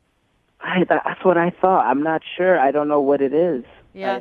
I really want to know. And why do you want to get a hold of her so bad? I mean, you see a relationship with this girl, or you just want to finish what you guys started? I just moved, so I'm just looking for people to hang out with, and I would love to hang out with her. She's my first friend I met at my new My first friend. Sweet, Matt. Yeah. All right, well, we're going to play a song, come back, call her, and get your second date update, all right? Thank you. All right, man, hang on. Moving 92.5. Brooke and Jubal in the mornings. Second date update. All right, if you're just tuning in for today's second date update, let me set the scene for you. Matt is on the phone right now, and Matt went out to a bar all by himself. Ended up finding an innocent girl named Kelly and somehow convinced her to go back to his place. A place that is littered with boxes, beer bottles. A very, very scary place. And while they were making out, doing stuff on the couch, at some point, she must have looked at a clock and realized it was getting late and said she had to leave. Okay, maybe it wasn't as creepy as I made it sound, But Matt is on the phone, and Matt went out to the bars because he just moved into his apartment, wanted to check out the scene around his house, and ended up meeting a girl there. He thinks the reason she's not calling him back is because his place is a mess because he just moved in. Matt, are you ready to call her and see if that is the reason that she's not getting back to you? Yes, I am. All right. And have you cleaned up your place and actually unpacked your boxes so if she does actually want to hang out again, she's not going to run into that mess? Well, it wasn't as creepy as you just made it sound. It's a little bit better now. Okay, so you got it all cleaned up. Yeah. All right. For the most part, yeah. All right, well, I'm going to dial her phone number right now, get her on the phone, and see if we can find out why she isn't getting back to you, okay? Okay. All right, here we go.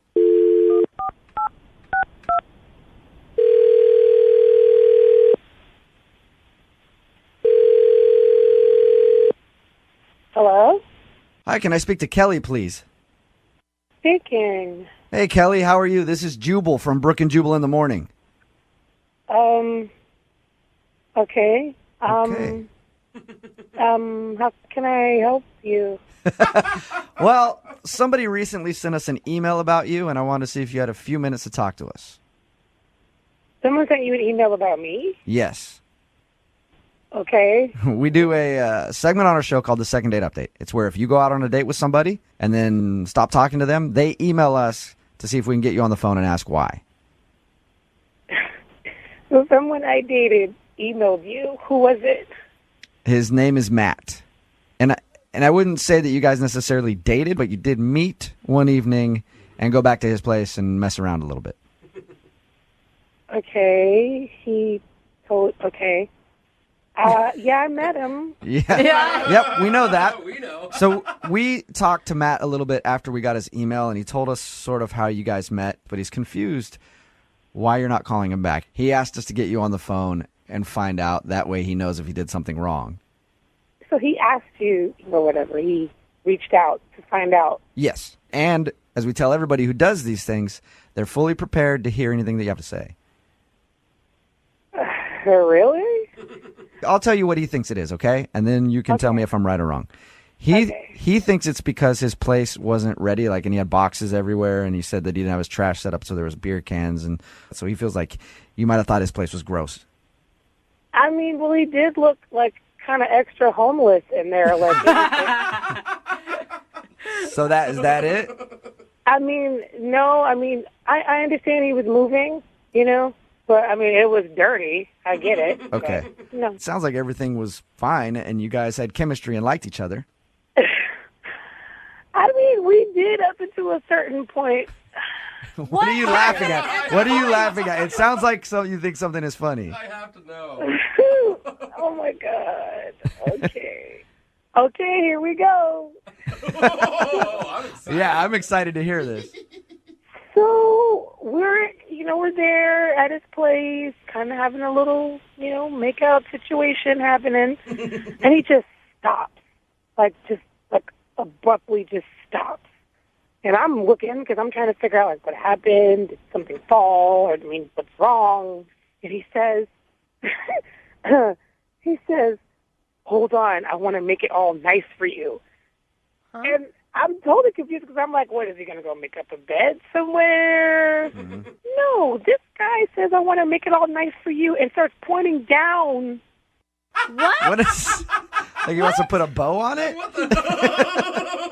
was just like, it was just so weird. And so he just hops up and, jogs into the bathroom. And I'm sitting there waiting, so I hear clippers and stuff. He's manscaping. All right.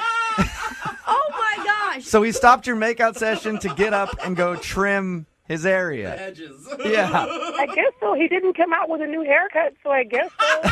What did you say to him when he came out of the bathroom? I just said, oh, look at that. It's late. I got to go to bed. I don't blame you. That's interesting.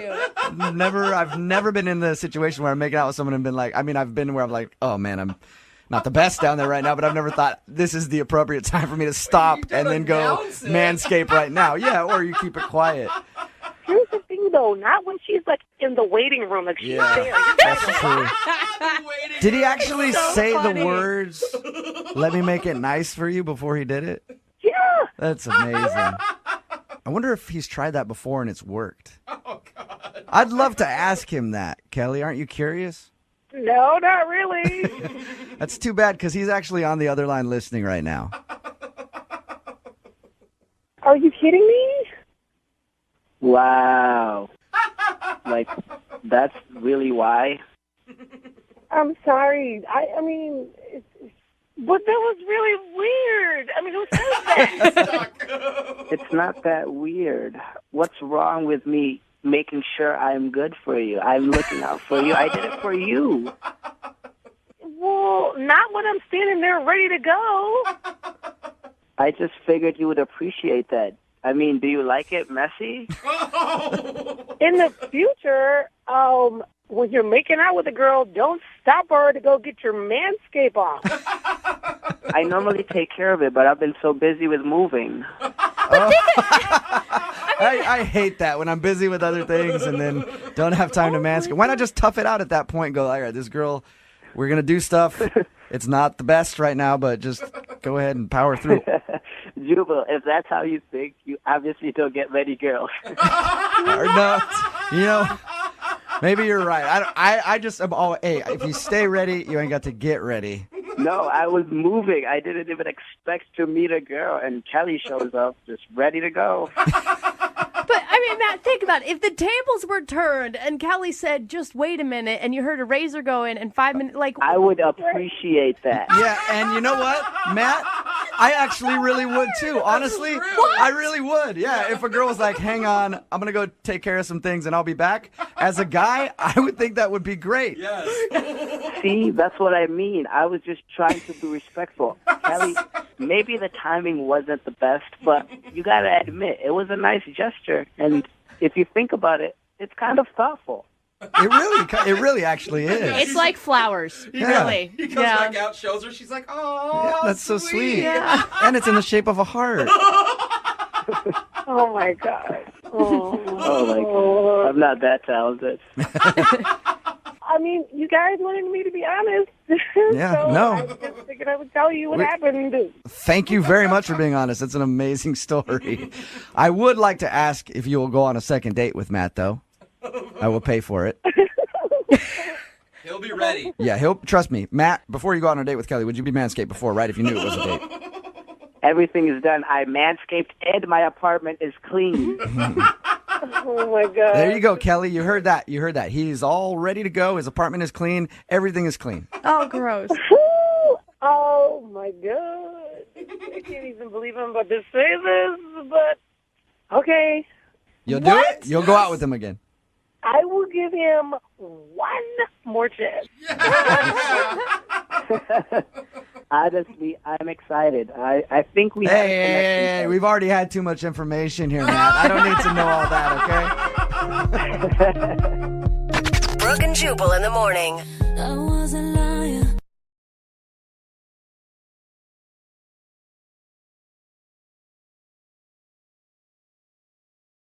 Moving 92.5. Second date update. We got an email from one of our listeners named Joey, and Joey admits he went against our show advice, even before the date happened. And he used a corny pickup line on a dating app. Stop it. No, Joey. on dating apps is where they're supposed to live. You know, sometimes the corny That's where they're lines funny. can come off a little bit funny, but we'll be the judge of that in just a second. First, Joey, tell us a little bit about the girl that you matched with. What's her name? Taylor. Okay. I matched with her on Tinder. And what struck you about Taylor? I mean, obviously she's hot, but anything else? Well, she didn't have much of a bio, so that was really it. Okay. So it was just she's hot. Yeah. Okay. Do you really need any more than that, Brooke? I Come don't on. know. I feel like at some point, if you're scrolling so many times, there's got to be something else that stands out about somebody that makes you want you. That's not how dating apps work, Brooke. You don't get to know a person's personality Listen. just by their profile. I'm married. I know there's rumors that I'm on dating apps. I'm not. Okay. I'm telling you, if a girl's like, I have a degree and this, we don't care about that crap. Okay. Tell me you like yoga pants Says and the hiking. single guy in the room. Right. Continue. So you said you used a pickup line on her. Let's hear it. What was it? So I said, I just saw the best up sexy ever. What? And I already get it. and she replied, what's up, sexy? And I said, not much. What's up with you? Okay. How did she respond to that?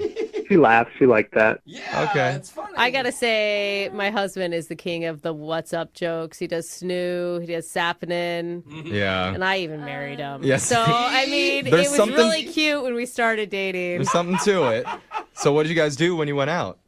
So we went up to this Chinese restaurant. We learned about each other. She's kind of recently single, Okay. just like a month. Oh, And that's soon. yeah, a little soon, but I guess she dated some jerk and it didn't really work out with her breakup. Most That's of the time best, they though. like the jerks and they stay with the jerks Yeah. most of the time. But that's the best for you, Joey, because it means that you're going to come off looking good probably no matter what, unless you find a way to really, really screw this up.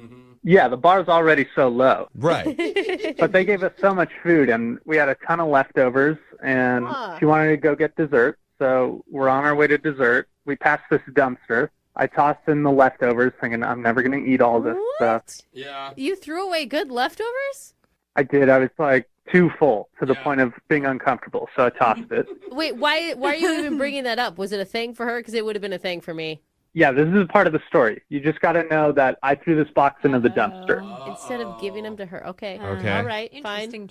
She had her own food, so this was just my leftovers. Okay. Okay. So food goes in the dumpster. So we get to the dessert place, and I'm about to pay with my card, and then I realize I don't have it. And it clicks. I left the card in the to-go box What? that I just threw out. Oh, my God. How did the card get in the to-go box? He put it in there, obviously. Yeah, mashed potatoes. I'm With just going to shove these in there. I mean, I'm hoping there was a bag. You were carrying it all in the bag. And Yeah, the receipt was in there. My card was in there. I just kind of forgot because, I'm with Tinder Taylor. So what'd you do? So I told her, and we went back to the dumpster that I dropped it into. And, yeah, it was pretty dark at this point, and I couldn't see the box in the dumpster. I'm laughing because I feel like this is karma for throwing out good food, but okay. Yeah. So I had to jump into the dumpster. And Dumpster dive. Oh, wow. yeah, but she was helping. Like, she was all on board with me finding this to-go box in my card. And she's shining her light in there and, like, encouraging me to find it and everything. Well, at least she's helpful. Yeah. I know. I probably would have just called and canceled the card and ordered a new one. No, Brooke would have looked into the dumpster and been like, ooh, somebody threw away some Thai food too. Grab it. Nothing goes to waste in here. I just think it's kind of insane. You're dumpster diving on your first date. I mean, I didn't want someone to get my card and, like, go through all of the process of canceling and getting a new one. So, waiting a week. Okay. All right. So did you find it? yeah, I did find it. And Yay! it just felt like the right moment, and I could tell we were both feeling it, and we had our first kiss in this dumpster. No, you did not. Dude. Wait, you were both in the dumpster together, and that's where you shared your first kiss? Now, she was, like, standing on this crate outside, but I was definitely in the dumpster. Oh my god. Wow. Your first kiss is a dumpster kiss? Why is that so cute? You, bro, come on. No, you don't. It's like Lady and the Tramp, okay? They were in an alley. There was garbage around. Like This is a dream come true for Idaho Brooke. Lady and the Tramp kissed by like sucking a spaghetti together. Still, it was dirty. They were literally animals. All I'm saying is I think you turned lemons into lemonade. I think you took a bad situation and somehow made it romantic. She kissed him back. She liked it. Taylor liked it, right? Yeah, we were both into it. It was really nice. And, like, I walked her to her car, and I had to go, like, clean up. But before she left, we kissed some more, and, like, it was really nice. See? Oh, okay. Taylor liked the dumpster kiss. Or she hated it so much she had to have another kiss just to erase the bad memory. So that's how it ended? You shared a kiss and then you went your separate ways? Yeah, and I've been reaching out, and she has not responded for, it's been like 5 days now. Huh. Oh, wow. Well, I think it's obvious. I mean, What do you think it is? the dumpster. Are you kidding me? What do you think it is? What a mystery. I'm being serious. They kissed twice after the dumpster. I feel like women want to have the memory of a romantic first date with a romantic moment as the first kiss, and it doesn't happen in a dumpster in an alleyway. Kitty kiss. Let's find out. We're going to play a song. We'll come back. We'll call Taylor for you, and we'll try and get you your second date update. All right, Joey? Great.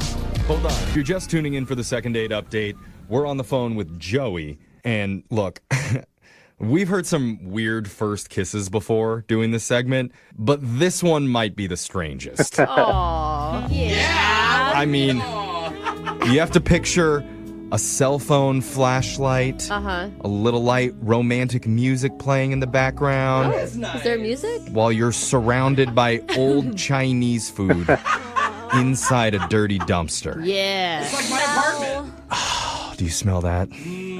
That smells like love. That was definitely not Chinese food. Yeah, that chow mein is bad. Love mixed with Szechuan sauce. And she was leaning over the dumpster. He was inside of it, covered in crap. And they Frenched. Dude, They Frenched in the moonlight. I think making it better. I feel like it's a perfect analogy for this year. Yeah. You know? I'm assuming, Joey, that you Frenched her. Or did you Chinese her? I don't know what the protocol is in this situation. What? There's some French. There was some French? All right. Okay. You guys are making fun, but I think you're right. Joey, I'm with you. I think it sounds romantic. Yeah. Okay? If you I don't, do. If you don't know what I'm talking about, Joey told us he had his first kiss with a girl named Taylor inside a dumpster because he tossed his leftover Chinese food into there and forgot his credit card was in the to-go bag. He was so happy when he located it, he kissed her in the dumpster. But now she's not calling him back, and we don't know why. Or do we? No, we don't. They kissed again. I think it's... This is going to be a weird question, but do you think she may have met someone else while you were in the dumpster? What? No. It's a good opportunity. Some guy walked by cleaning the street. I- Ooh, upgrade. It's a weird question. I mean, You picking up gum off the street? Get over here. you can only go up. Only go up. But here we go. Let's call Taylor, and we'll find out the reason that she's been blowing you off lately. Okay, you ready to do this, man? Yeah. Okay, here we go. I'm going to dial the number.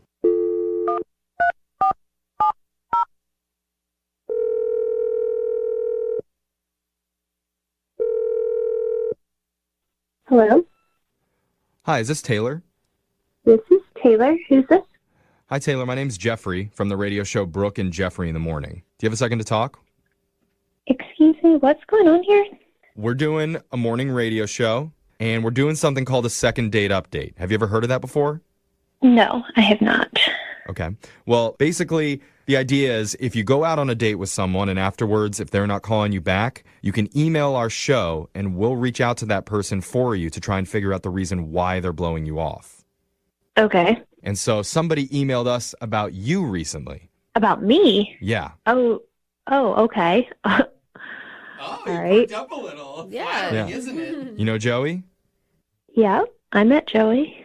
Okay. Okay. Well, he told us about the date that you guys had. He says he had a really good time with you. Did he tell you about the dumpster? Okay. Oh, my Yes. God. That was the most memorable part of your date, right? Yeah, good or bad. It was something. Okay. Yeah.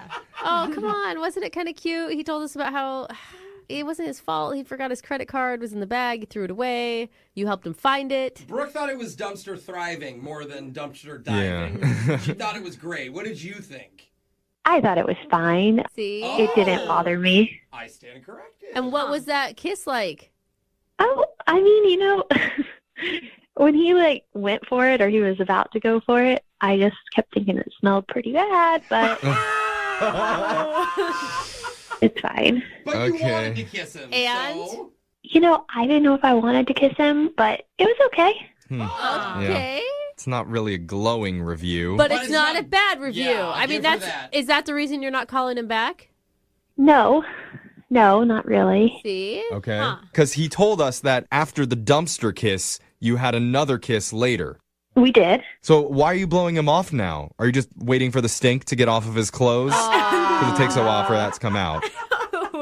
It's a deep stench. No, he did not text me for a really long time. And I just realized, he's not that into me. And I had plenty of other guys that were a little more eager, and I was swiping, and I ended up meeting 3 guys since. Wait. Hold on. Yeah. Hasn't it been like 5 days? Yeah, he said it's been 5 days since your date. Is that right? That's correct. Wait. How long is too long for him to text back? I mean, he didn't text me back for 48 hours.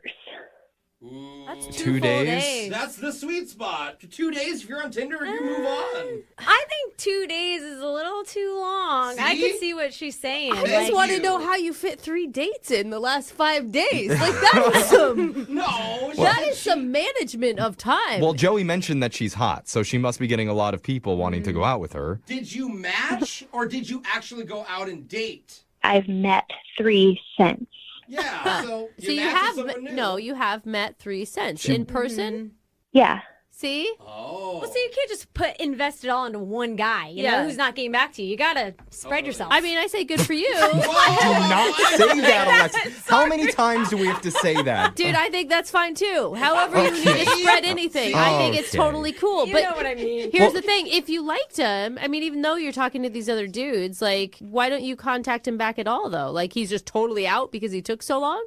Yeah, because I think when you take that long to respond to someone, it's clear that you're not that into them. And I don't want to date someone who's like, I'm their second or third pick, you know? Okay. Oh, I think that's a miscommunication. I'm just thinking, like, 48 hours, 2 days, that doesn't seem like very much time to give a guy. That's plenty of time. Just for a text? I mean, just for a simple text. He may have texted me after 24 hours, but he definitely did not call me until 48 hours later.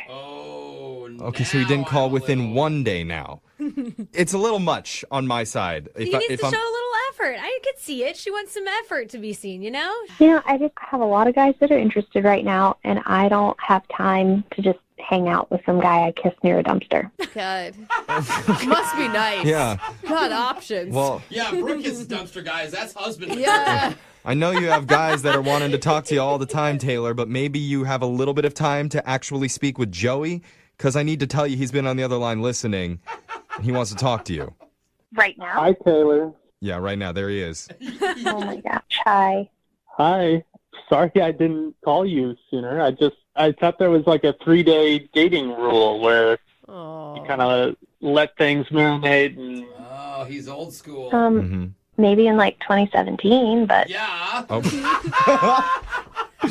Oh, damn. Get with the times. Hey, wait, though. I mean, you got to look at it this way, Taylor. Like, he was so into you that he actually called us for help to get a hold of you. I mean, that's how into you Joey is. Mm-hmm. If he was really interested, he would have called you guys sooner. Oh, so we should be mad at him too. Maybe the night of, he should be calling for a second date update, like as soon as you get into the taxi and leave. Joey, tell her how much you like her. I thought we really hit it off. I was just trying to be polite and like not come off too eager and don't want to overwhelm you or anything.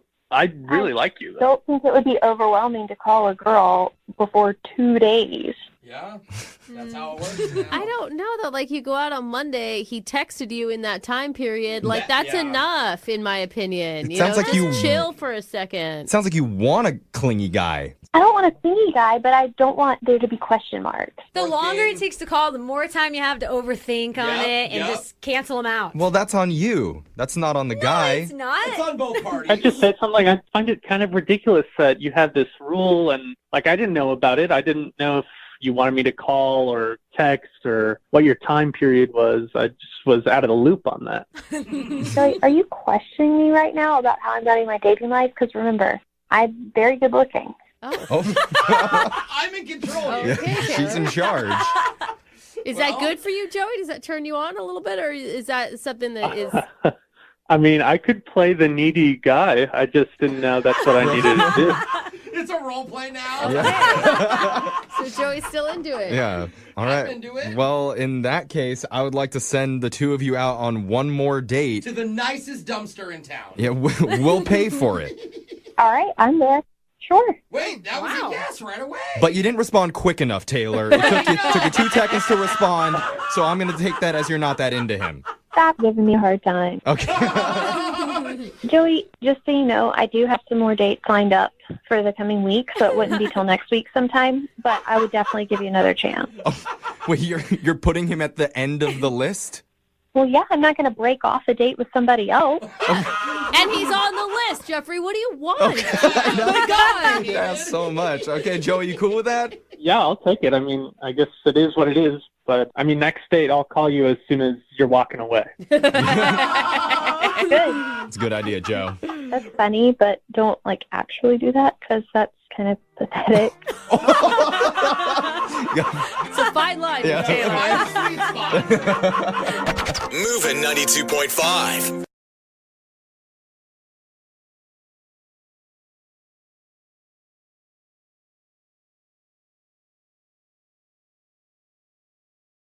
We've got James on the phone with us, and today he wants to call a girl named Kiera. They met at a convention. He thinks he screwed up their first date because during dinner, he asked her if she wanted to go back to his hotel room. Mm-hmm.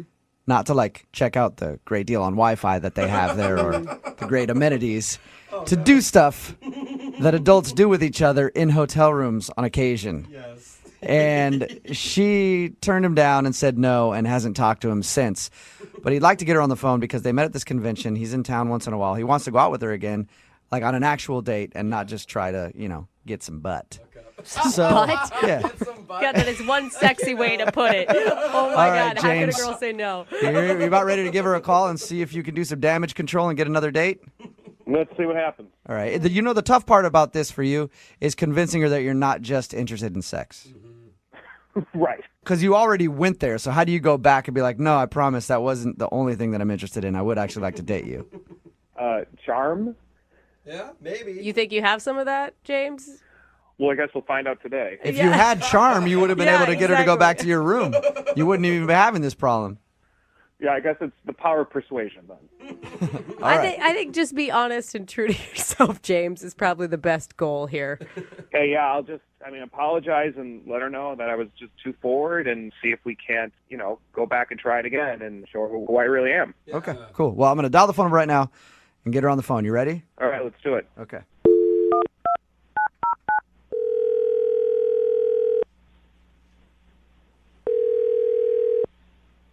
Hello?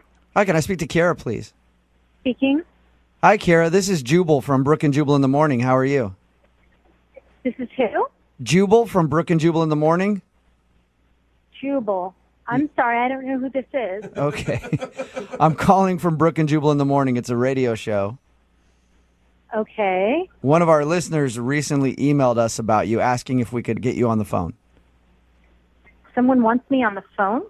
Yeah, sort of. We do a segment on our show called The Second Date. It's basically if you go out on a date with somebody and then blow them off, they email us and ask if we can get you on the phone and ask if they did something wrong. Who would do that? His name is James, and you recently met him at a convention. God, really? Yep.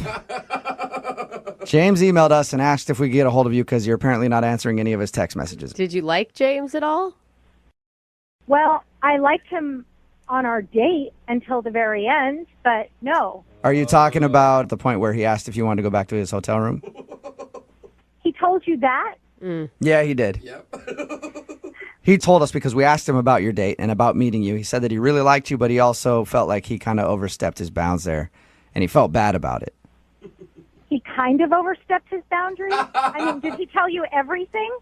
That's all I know is that you guys met at a convention, went out for dinner, and he asked you to go back to his room, and that's the last he heard from you. That's all he told us. Okay, so did he tell you towards the end of dinner, and I understand we both had a couple of drinks, but did he tell you that he said to me, hey, I'm in town every couple of weeks, and I would love to have you as my friend with benefits? That is seriously what he propositioned you? He was already trying to get me back to his place that night, which I figured out. Yeah. I mean, I'm not stupid. It's not my first convention, but just be like, hey, baby, I'm in town every couple of weeks. You could be my regular friends with benefits? What the hell is that all about? Is that really how he said it? Because that's not how he explained it to us at all. Well, I'm sure he's being all sweet when he explains it to you guys. He doesn't want to sound like a Yeah, good point. I mean, so... And then, when I said no, because seriously, I've known him over dinner for maybe an hour and a half. Yeah. He accused me of being a prude. No, he didn't. What?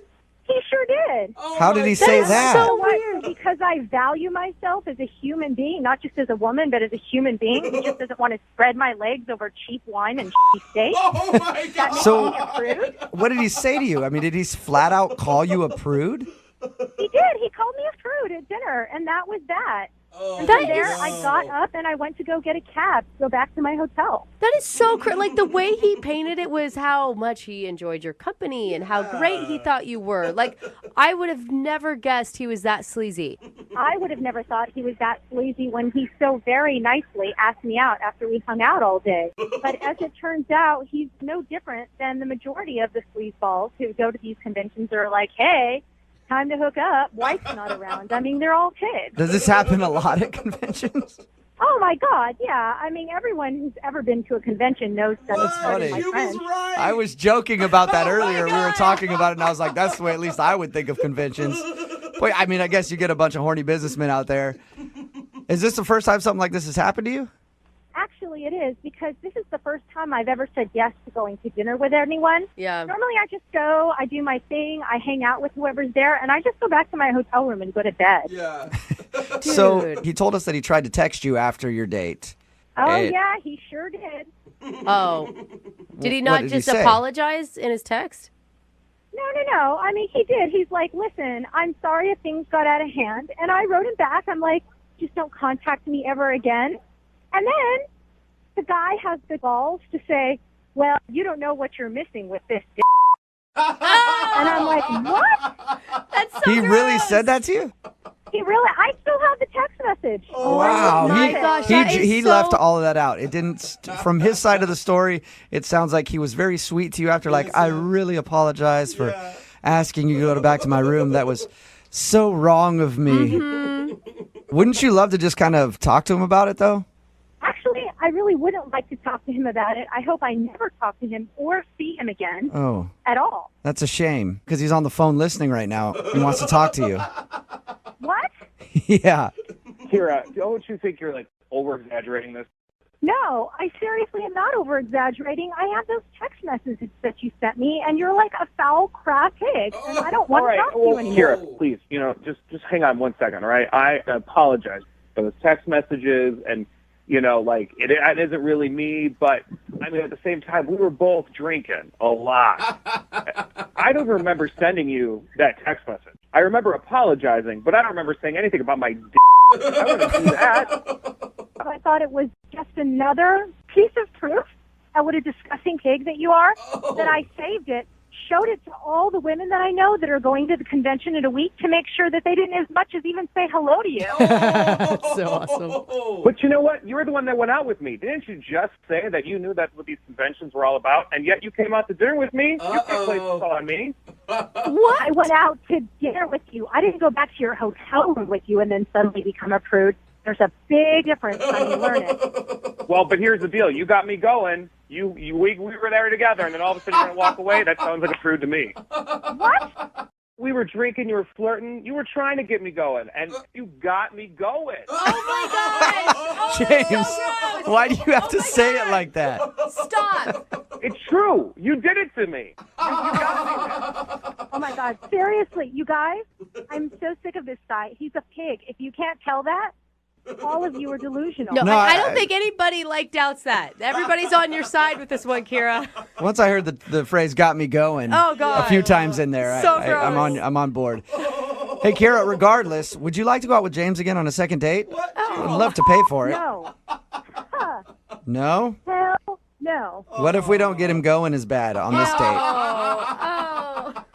I would sooner go out with my dog. Yeah, whatever, you prude. You need to learn how to throw your signals out. Yeah, it's definitely Kira's fault. Go get a prostitute next time, honey. Well, you know what? There's another convention coming up. I'll see what I can do. Now you guys got me going with that whole prostitute thing. And when you got me going, you got me going. Business conventions are good for 3 reasons. One, you get to learn new techniques about whatever industry that you're in, maybe help you increase your business. Number 2, the sex. And then number 3, the sex. What? What Those are the business? 3 reasons that business conventions are really, really good. Anytime you meet somebody at a convention, you just assume you're probably going to be having sex with them. What are you in the porn industry? Like, No, what it's just- industry are you in? Everybody knows that about business conventions. It's like you're in town for one night, you're for the weekend, and you're just there, and you go and you learn whatever it is that you have to learn for the day. Then you go out drinking at night, and usually eventually probably hook up with somebody. All right, all right. And that's where James, who's on the phone today, he met the girl that he wants to call at a business convention. So I'm assuming that they slept together. Did you, James? We did not. Oh, what are you doing, man? Come on, it's a convention girl. They're so easy. I guess I don't know if that's true yet. Oh, okay. Is that the way it is? You know what? I haven't been to a business convention in a long time. So I was at a marketing company for like a couple years, and it was terrible. But that's what I remember always thinking every time I had to go to convention. I was like, I'm going to get lucky. Did you ever? By myself? Sure. But that's just... So there's no fact at all to what you're saying. Are business conventions like what I think they are? You know, it's a lot of people. We're trapped in a space. You know, when you get out, I guess things could happen. Didn't happen for me this time, but, you know. Why don't you tell us a little bit about the girl that you want to call today? Yeah, her name is Kira. We met at a convention. Really? I come in out of town. Interesting. You met at a convention? Yeah, talking about we met at this convention. Shock, right? I come in from out of town every couple of weeks. That's where I met her, and we just kind of hit it off. Have you ever seen her before, or? No. This is my first time seeing her. Was at this specific convention. Okay. And did you guys actually go out on a date, or did you just hang out all day at the convention? Well, we hung out, and then I said, hey, do you want to grab, some dinner tonight? I'm leaving tomorrow if you want to grab dinner tonight. And she said, yeah. Was it clear that it was a date? Because I feel like if you're hanging out all day with business people, it could just be like, hey, we're both from out of town. We both have to go out to eat. That's when the sex happens. Oh, of course. Sorry. Have you never been in business before, ever? Apparently not. I mean, she knew that this was more than a dinner date. And, honestly, I was kind of hoping that we would end up having a little bit of sex maybe at the end of the night. Yes. There you go. I actually knew that already because I read your email, and it says at one point you started actually asking her about getting physical with each other. What? Yeah.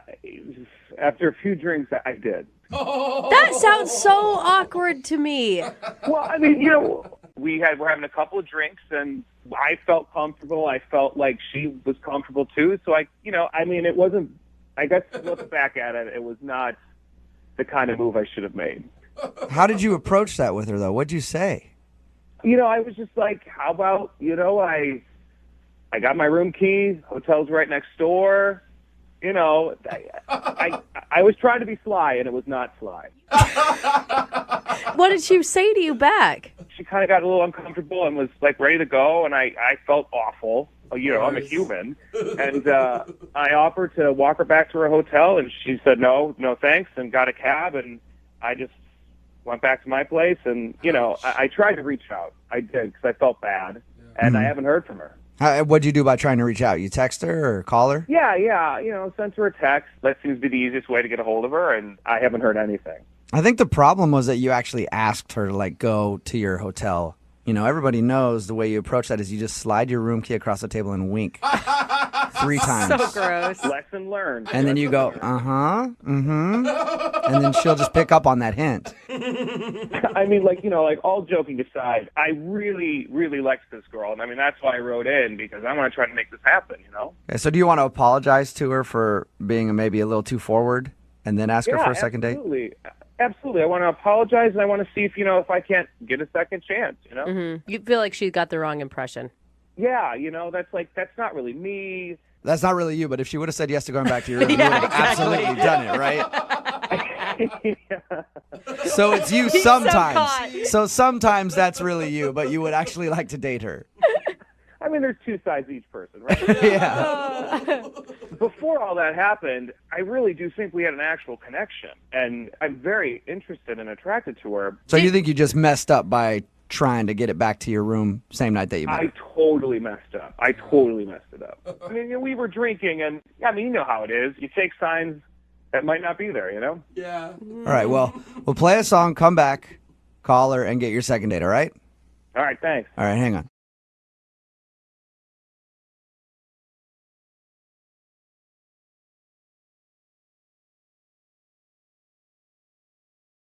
Moving 92.5. Brooke and Jubal's second date update. A lot of times when you're out on a first date, you do something embarrassing. You embarrass yourself somehow.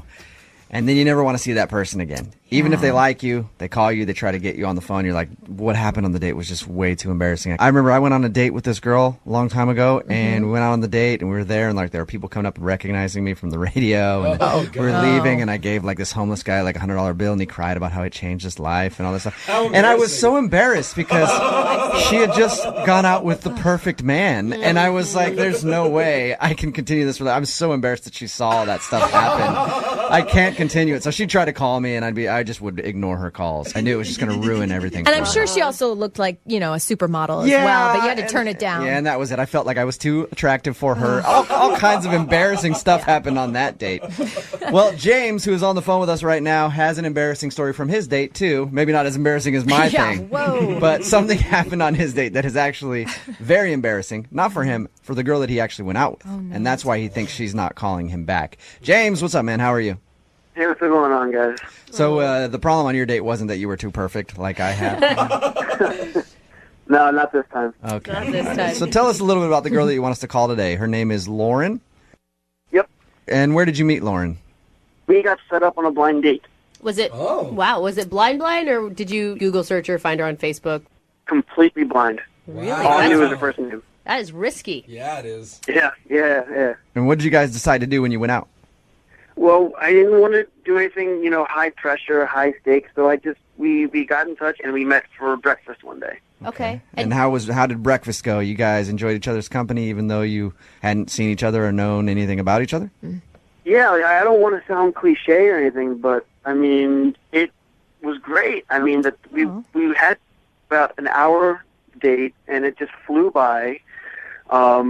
She was stunning. When she walked up for the first time, she was absolutely beautiful. So that, I guess that's a lot of the anxiety of a blind date was out the window. What was her reaction to you? I mean, did you pick up on anything? Did she seem similarly, satisfied?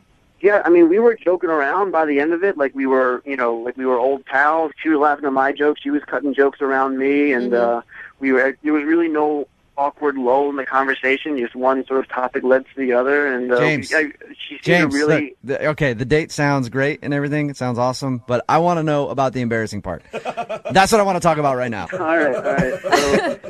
So after we finished breakfast, we didn't have anything to do for a while, so I said, let's just go for a drive. Just to drive. No expectations, no nothing like that. So she said, fine, let's do it. That sounds like a great idea. So we hop in my car, and we're driving around, and we're stopping at, really nice little parks and little things here and there that just are nice to look at. And so while we're driving and we're joking around, and I start to, as playfully, nothing expected, but playfully just tickle her side, nudge her in the side, see she's ticklish. So I just tickle her here, tickle her there, just goofing around, sort of a flirty kind of thing. Real quick, James, was she into that? Because tickling somebody on a first date, to me, sounds kind of strange. Tickling somebody that you've dated for a year even is hard sometimes. I mean, I know it was a little bit weird, but I mean, she was laughing. She seemed to have a good time. She never told me to stop or push me away or anything. Okay. Right. And as she's laughing, as I'm having a good time, she let one fly. And what did she do after she farted on your first date? She turned the reddest color of red you've ever seen in your life. Did you keep tickling her? Did you say anything? Did you try to act like you didn't notice it? Because, I mean, it wasn't like a silent one where maybe you heard it. Like, there was no doubt that you heard it and it was from her. Did you start laughing? I mean... I did not know. It's like you put the mute button on the car. Yeah. And it's just like... It's so hard not to sometimes, though, because farts are so funny. I wouldn't have known how to react in that situation. I think I would have just acted like it didn't happen, but obviously it's one of those situations where, like, if you're on an elevator and you smell something, you're like, one of us did it. Yeah. And nobody make eye contact. Nobody just like will pretend. But unfortunately, I mean, the elevator is safer because in a car with two people, it's a pretty short process of elimination. Yeah. Well, I was gonna say, and unfortunately, you're stuck with her now because you're on a date. So yeah, so I mean, you could tell she was really embarrassed. She was like slinking down in her seat. She was trying to to get as close to the door as possible. Like, she was so embarrassed, and I mean, it happens. I mean, these things happen. It's what happens inside of us. I was trying to tell her, like, it's okay. You got nothing to worry about. Everyone does it. I do it. We all read that book growing up. You know? So it's just a natural thing. And what was her response to that? She was, she was like, thank you. I understand. It's just really embarrassing. And she could tell that I was trying to help her, but I felt bad for her. I really did, because she was really beating herself up about it, and she didn't really have a reason to. But I mean, I understand where she was coming from. Yeah. Now, I'm assuming your date ended shortly after that. It did. I asked her if she wanted to keep driving or if she wanted to call it, and she said, I think, I really had a great time, but I need to get going. I got stuff to do. So we drove back to the restaurant where we had breakfast, and that's where her car was, and we sort of did that, awkward goodbye where we both kind of still have the seatbelts on, but we hugged across the steership. That's so awkward. Passenger to the driver's side. Right. Okay. And I asked her, can I call you or can I text you? Can I see you again? And she told me she would text me or she would call me. And you haven't heard anything from her at all? No, not a thing. Have you tried to get a hold of her? Yeah, I've texted her a couple times, and I called her once, and it went right to voicemail. But otherwise, nothing. Okay. I can't imagine being so embarrassed about one fart that you wouldn't ever call a guy again, girls- especially when the guy is expressing so much interest Yeah, but in you girls still. don't fart. Like, Yeah. we don't think about that. And if she wasn't embarrassed before, now all of Seattle knows that you were there. Very embarrassed now. All right, well, we're going to play a song, come back, call her, and get your second date update, okay? All right, thanks, man. All right, hold on. Moving 92.5. Brooke and Jubal in the mornings. Second date update. You know, James, I think I know how you screwed up on your first date. Yeah? Yeah. I was thinking about it. James wants us to call this girl named Lauren today. They went out on a breakfast date. And it was all good and everything else, but the most important part of the date that we need to remember is she farted on their first date because he was tickling her, and then she was very embarrassed about that, and the date ended shortly after, and he thinks that she's not calling him back because she's embarrassed. And she probably was very embarrassed, and I think, James, the mistake that you made on your date was after she did that, after she tooted, you just try to make her feel better by consoling her and being like, oh, don't worry about it. Everybody does it. What you should have done was fart yourself. Absolutely. Louder than her. And then you guys could have like a little fart battle in the car, and then it would be cute. Be like, see, everybody does it, you know? That's actually a good idea. If I had that talent, I might have. Okay, Yeah. if you could do it on command. All right, you ready to call her and see if the reason that she isn't calling you back is because of Fartgate? Yeah, let's do it. All right, man. Dial the phone right now.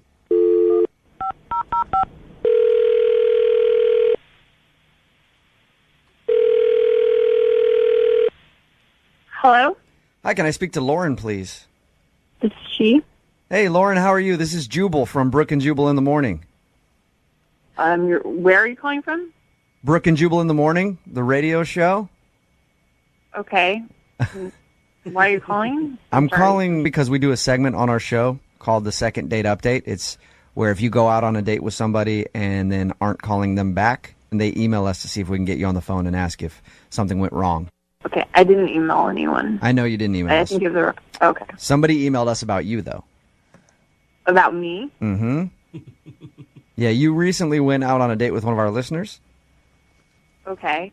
His name is James. Oh, my God. You remember going out with James? You know what? I don't think this is a good idea for me to talk to you. Really? Can I just tell you real quick what he said about you? Because I really would like for you guys to go out again because he liked you a lot. Well, first of all, he shouldn't have said anything about me. Okay. Well, he told us about your first date, and he told us about the embarrassing incident. What do you mean? Well, he said that during the date, he was kind of tickling you and you're messing around, and then you passed gas. Oh, Lauren. He told you that? Yes, he did. It's okay. Don't be embarrassed. But it's not a big deal, and that's why we're First of all, it's not even about being embarrassed. I cannot believe he would. So, what was the whole point of him calling you and he called you to tell you that so you could just embarrass me on the radio? No, not at all, Lauren. He called and told us that because when we do this segment, we always talk to people about the date that they went on to figure out if there's anything awkward that happened. Well, that's really messed up. He shouldn't have told you that because it was private. Okay, I'm sorry about that. The only reason he told us that, though, was because he thought that's why you weren't calling back because you were embarrassed. This is so up. He should be embarrassed. He's a complete weirdo. Like, I thought he was a psycho, and obviously he is. Why do you think he's a psycho? first of all, it was like weird that he was tickling me, by the way. That's like so weird. I thought that. Okay, so you sound like you don't like him very much. Before we let you... I mean, like, I'm sorry. If you would like to know what a weirdo he is, I'm happy to tell you, because obviously he has no problem calling a radio station and telling them something personal about me. I would love to hear what a weirdo he is. And I'm sorry. You shouldn't be embarrassed. We're not trying to embarrass you at all. No. It's more just so James can know why you're not calling him back. Well, so we went out for breakfast on our date because, like, I wanted to make sure he wasn't a weirdo. And it was actually nice. And then he wanted to know if I wanted to take a drive. It was a really nice day out. And on the drive, it was beautiful. It was, like, the perfect day. And so we just stopped at some parks. Like, we just stopped at various places. But then when we got to one, like, place, and he pulled over. And I was like, oh, I thought he was going to try to make out with me. And he told me that he had something he wanted to show me. So he got out of the car, and I got out of the car, and he walked me back to the trunk of the car. Oh, my gosh. That is scary already. What was going through your mind at that moment? I was worried that there was going to be, like, a sledgehammer, but I was hoping it would be, like, I don't know, like, maybe he was getting a jacket or something. You know what I mean? I was like, maybe he's getting a jacket. Right. So he opened the trunk, and he pulled out an urn. Okay, like a silver urn. Weird. And he said, "This is really important to me. Like, this is really special to me. This is my father." What? Whoa. Like, yeah. That's a little bit heavy for a first date.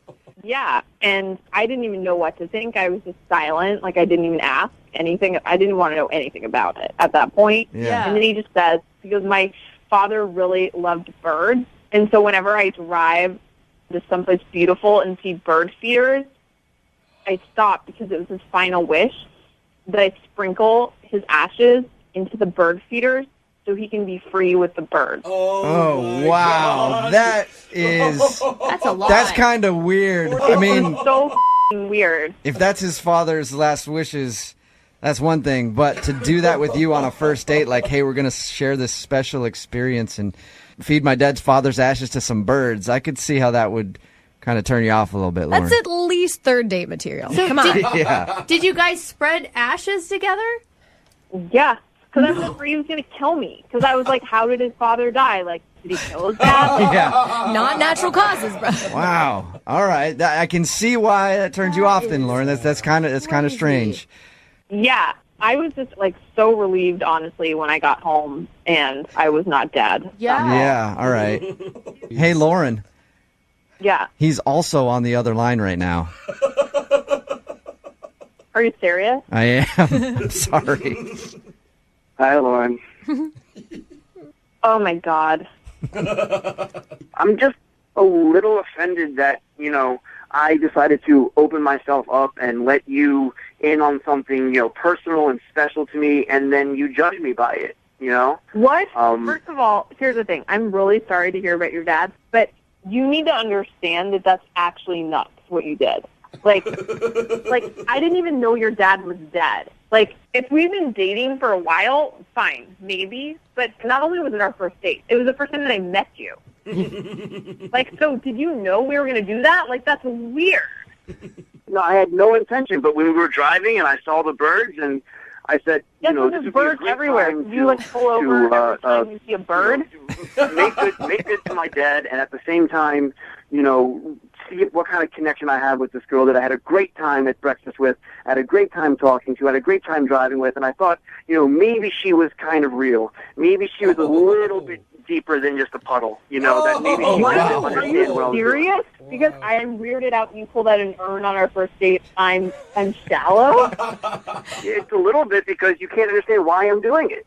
It is weird that you would take me to the trunk of your car, pull out an urn of your dad's ashes on our first date, and then feed the birds with it. I mean, I didn't get weird when, you told me about all these traditions you have with your grandma and all these other things. And that is different. I was telling you what we used to make on Thanksgiving. If I told you that she was dead and I baked her ashes into a pie and ate it every Thanksgiving, then it would be the same. Must I remind you that I overlooked the fact that you completely stunk up my car? That is so up. Like, by the way, it's like completely weird also to tickle people on the first date. Like, Oh, yeah, we forgot about the tickling thing. Very true. Well, it sounds like you two just had a wonderful time together, and that would mean that I need to ask Lauren if she would like to go on a second date with James. We'll pay for you on a second date. No? You answered before I was even done asking the question, Lauren. No, I'm sorry. I just can't. I understand that this is very personal to him, that I cannot. All right. James, I'm sorry, man. No second date for you. Can't blame the guy for trying, I guess. Yeah. Maybe just wait a little while to bust out your dad's ashes on a date, you know? I could probably try that out. Yeah, try that, and then also wait a little while to bust out the tickling on a date. Yes. She should not order the burrito. Brooke and Jubal in the morning.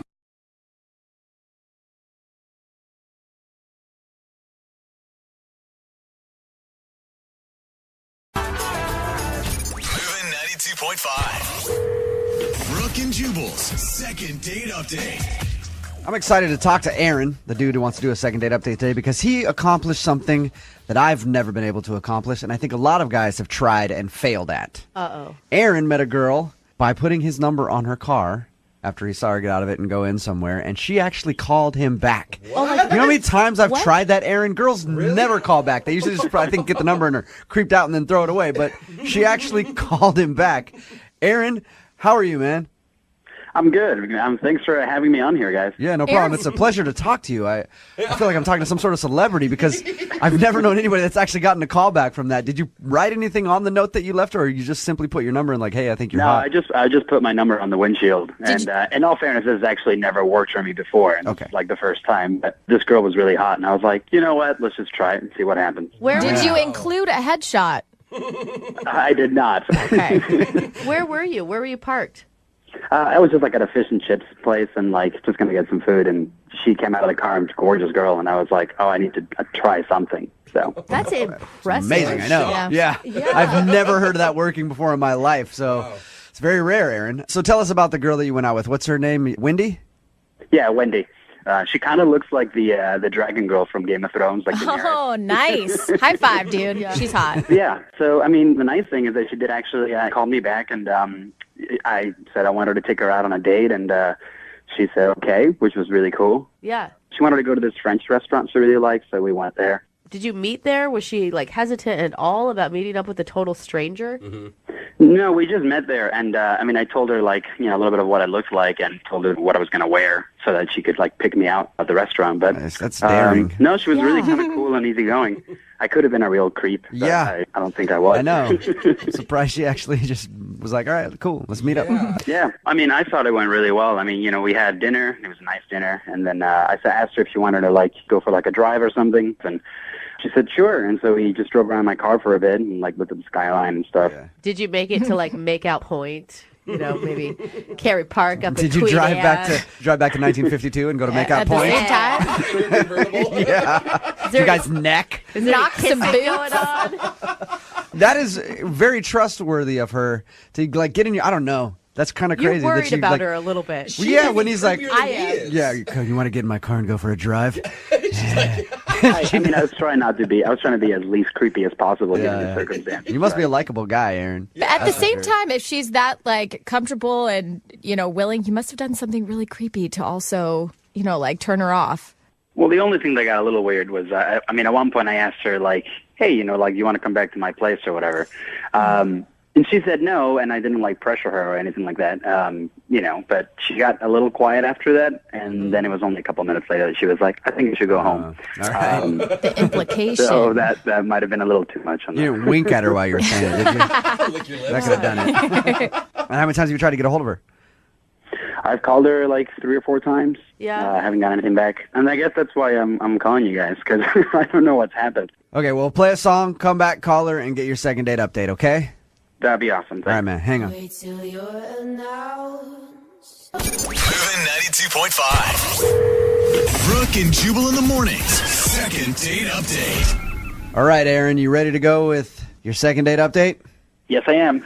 I think that the mistake you made was just going for too much too soon. Like, I feel like you met the girl in kind of a rare way. You put your phone number on her car. She actually called you back, and then you went out to dinner, and you made it through. But I don't think you should have gone for the car ride after dinner, and I especially don't think you should have tried to ask her back to your place.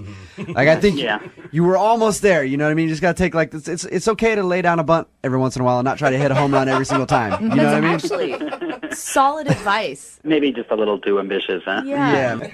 All right. You ready to go, Aaron? We're going to call her right now. Okay.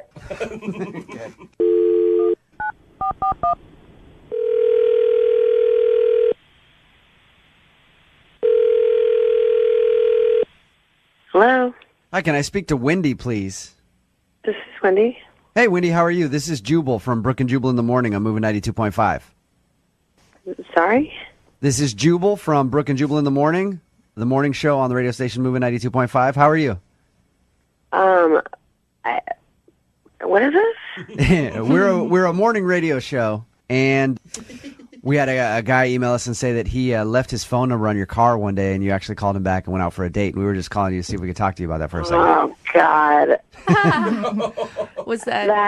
That was just a terrible mistake. Oh, really? That's usually It was? not a. You know, your friends will always be like, you have to live, you know, you have to live in the moment. Like, call a guy who leaves his number on your car. No, never again. Don't do it. Okay.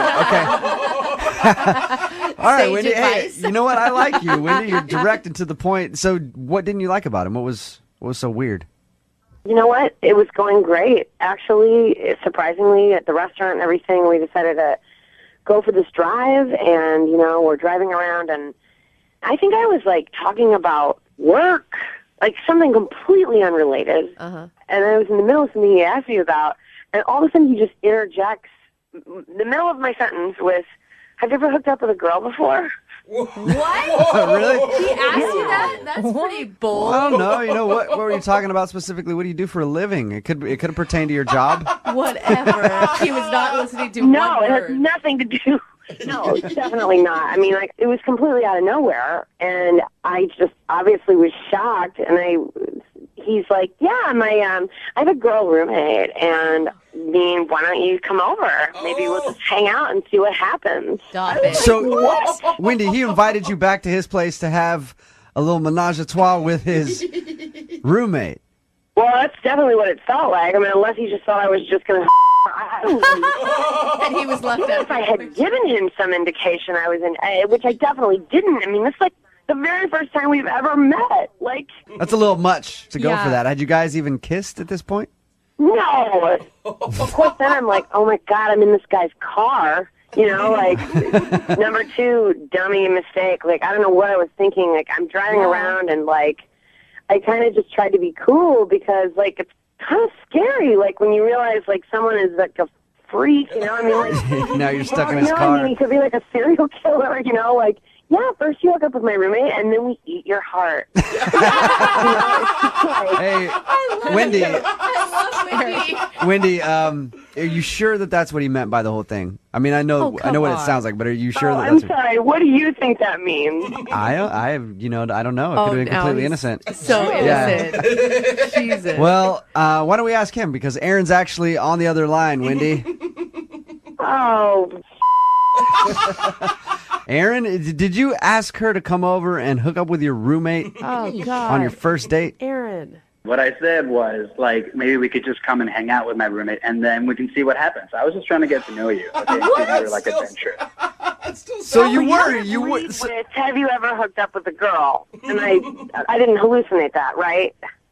I mean, I did ask you that. I just wanted to know if you're interested. I'm just trying to get to know you. That's how you get to know No, people. you were trying to get to know me, so you interrupted the response I was giving you to a question you asked me about my job to ask me if I ever go ahead and hit it with a gal.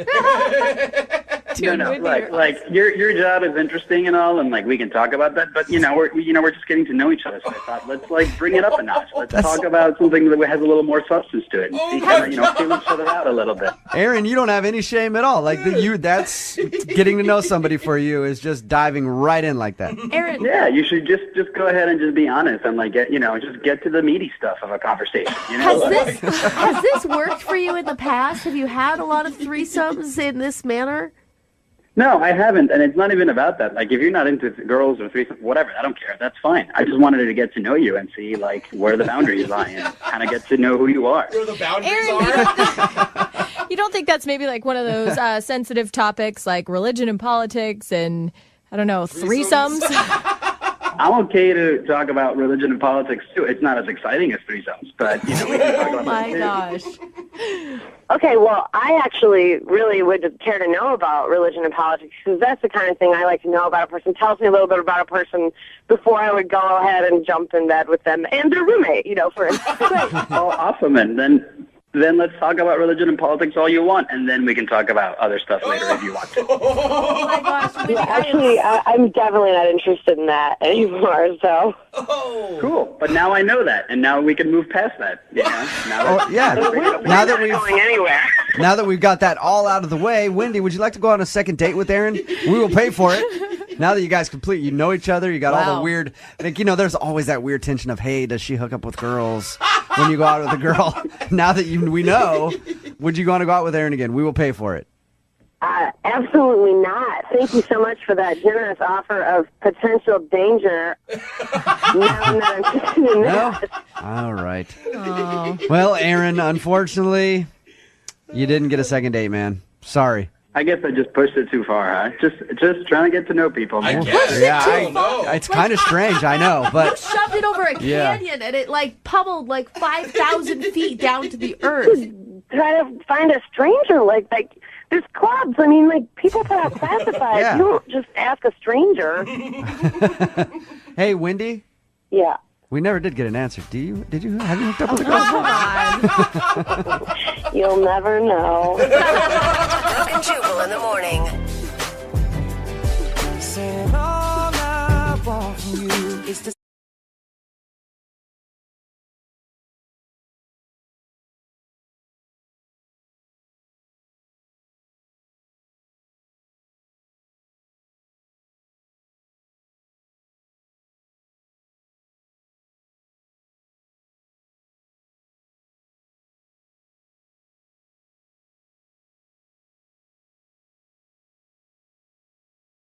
Moving 92.5. Brooke and Jubal's second date update.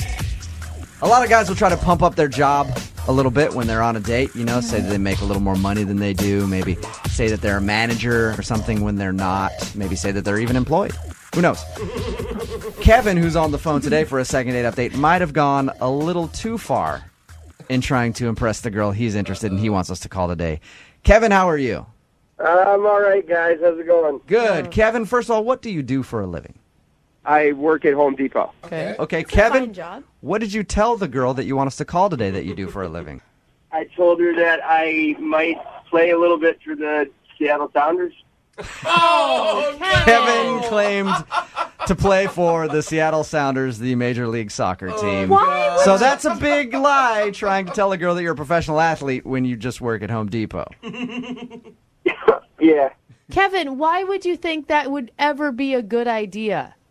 You know what? It just all kind of happened. I was with my buddies, and we were kind of joking about it, and one of them kind of dared me, and I did play soccer. I once went to an open tryout for the Sounders, so, they were like, yeah, you should do it. You should do it. All right. I did it, and I kind of crossed that point of no return where, one lie becomes another lie, and it just snowballed and got out of control. Oh my And God. pretty soon you're their number one scorer, and she's like, I've never heard of you before. You're like, yeah, well. I never said no. I never said that. I mean, I was stupid enough to do it, but I wasn't stupid enough, because I know she can go look it up or whatever. So I told her that I had been placed on injured reserve for a while. Oh my God. And that when you're rehabbing from injured reserve, they put you on a special practice list, and you practice with the team as you're rehabbing, but you don't show up on the roster. So you guys had extensive conversations about this. Yes. Oh my God, because she was all into it, and then so obviously, she's all into it. Like, what am I gonna do? Yeah, you can't. I have a friend who actually looks like Sidney Rice, who used to play for the Seahawks. Big, tall dude, like long braids and everything else. And he'll tell girls that he is Sidney Rice, and they'll believe him. And he'll just hook up with them that night and then never call him again. That's the thing. It's not like I said I was Richard Sherman. Like, you know what I mean? Like I went with the Sounders. I tried to go just a little more low-key than the Seahawks. That's probably a smart way to go. Yeah. So she was obviously impressed by the fact that you were a professional athlete. Did you end up hooking up with her? What happened? Yeah, like, she was all into me, and we were hooking up, and then it was like, she kind of kept dropping hints about, like, she would totally go back to my place, but I don't live in a place that I think a Sounder would live in, necessarily. Hey, Major League Soccer salaries are pretty low. If you got a one-bedroom apartment, you might be all right. It's true. But there's no pictures of me, there's no framed uniform on the wall or anything. You know what I mean? So I was all worried about that, and, like, it kind of ruined my night anyways, because all I started thinking about was how to keep this lie going. Right. And she was just a cool girl, and we could have had a good time. At what point in the night was the regret really setting in? I guess it hit me when, like, I actually started liking her. I mean, at first I was like, yeah, she's hot and, like, whatever. But then I actually, like, liked her when I was talking to her, and I was like, oh, my God. Like, I want to go out with this girl again, but, like, it's hard enough to keep this going for like 20 minutes. How can I, eventually I got to tell her the truth. Yeah, let's say you guys get together and you guys fall in love and get married. At some point, you're going to have to tell her that you're not an athlete. Yeah. So how did everything end with her? Well, the night was great, and like her friends were kind of like lingering and kind of like not necessarily knowing if she wanted to be left alone or not. And so then like I tried to play it all cool because I couldn't take her to my place anyways. I was just like, it's all right. Like I got physical therapy in the morning, and like, I got to get up early. And so she's like, oh yeah, you get your rest and everything. And I was like, this is awesome. And she was all into me, and she like kissed me goodnight, and and she was like, call me. And so then the next day, I texted her. I was like, hey, I had a good time last night. It was really fun hanging out. Like, let's do this again soon.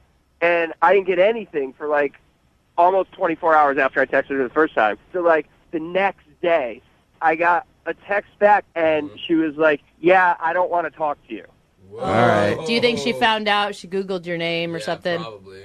Well, I don't know. Like, I mean, she would have had to have done like some extensive research, because like I gave her so much crap about I was on injured reserve, and then they place you on a practice roster, and like they take your name completely off the internet. or like I've asked my buddies too if like any of them said something to her friend, and now they're not telling me. But like, Right. But you do know that she does not want to talk to you, because the text that she sent you said, yeah, she made that kind of clear. But here's why I'm calling you guys. Like, I honestly believe like you strip all that stuff away, and we actually liked each other. Okay. And like I think if we could just get to the point where she was like willing to go out with me again, like I think it would be cool, and I think everything might be fine. so when we call her and get her on the phone for your second date update, how do you want us to play it then? Am I going to tell her that I'm calling for a sounder? No. No. I think get her on the phone if you guys can, and like that's the first step. And then like don't tell her right off the bat, but like if she does know already, then I want a chance to apologize. But like if she doesn't know, then maybe just like help me get to the second date, and then on the second date I can like tell her myself and do the right thing. All right, well, we'll play a song, come back, call her, and get your second date update, okay? Sounds good, guys. All right, man. Hang on. Because I'm all about that bass, Moving 92.5. Brooke and Jubal in the mornings. Second date update. I'll admit, I've probably told a lie or two on a first date to try to impress a girl. I've never done what Kevin, who is on the phone with us right now, has done. He told a girl that he plays for the Seattle Sounders. I've never claimed to be a professional athlete when on a date, probably because nobody would even believe me whatsoever. If I was a little bigger in stature, maybe I would try it. I don't know. Kevin, are you about ready to call Jamie? I guess so. Okay, and the last thing she sent you was a text that said, I don't want to talk to you. The point of this is to find out if she went home and Googled you and found out that you weren't, and that's why. And if she didn't find that out, you don't want me to tell her. You want me to just see if I can get you a date so that when you do go out with her, you can break the news and say, I'm sorry I lied to you. Yeah, that'd be awesome. And All right, lying well- is so complicated. Can't we just tell the truth? All right, well, I'm going to get her on the phone right now and get your second date update. You ready?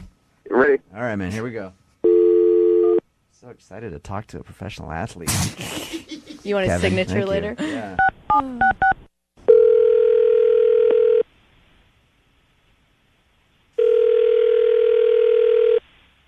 Hello, Hey, is Jamie there? this is Jamie. Hey, Jamie, how are you? This is Jubal from Brooke and Jubal in the morning. How are you?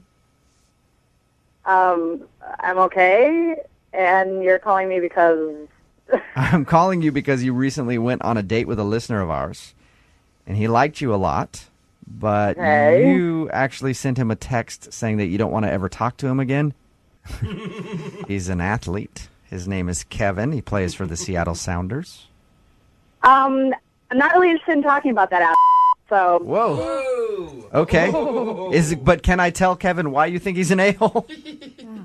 because he's a skeezy guy. Well, What do you mean by that?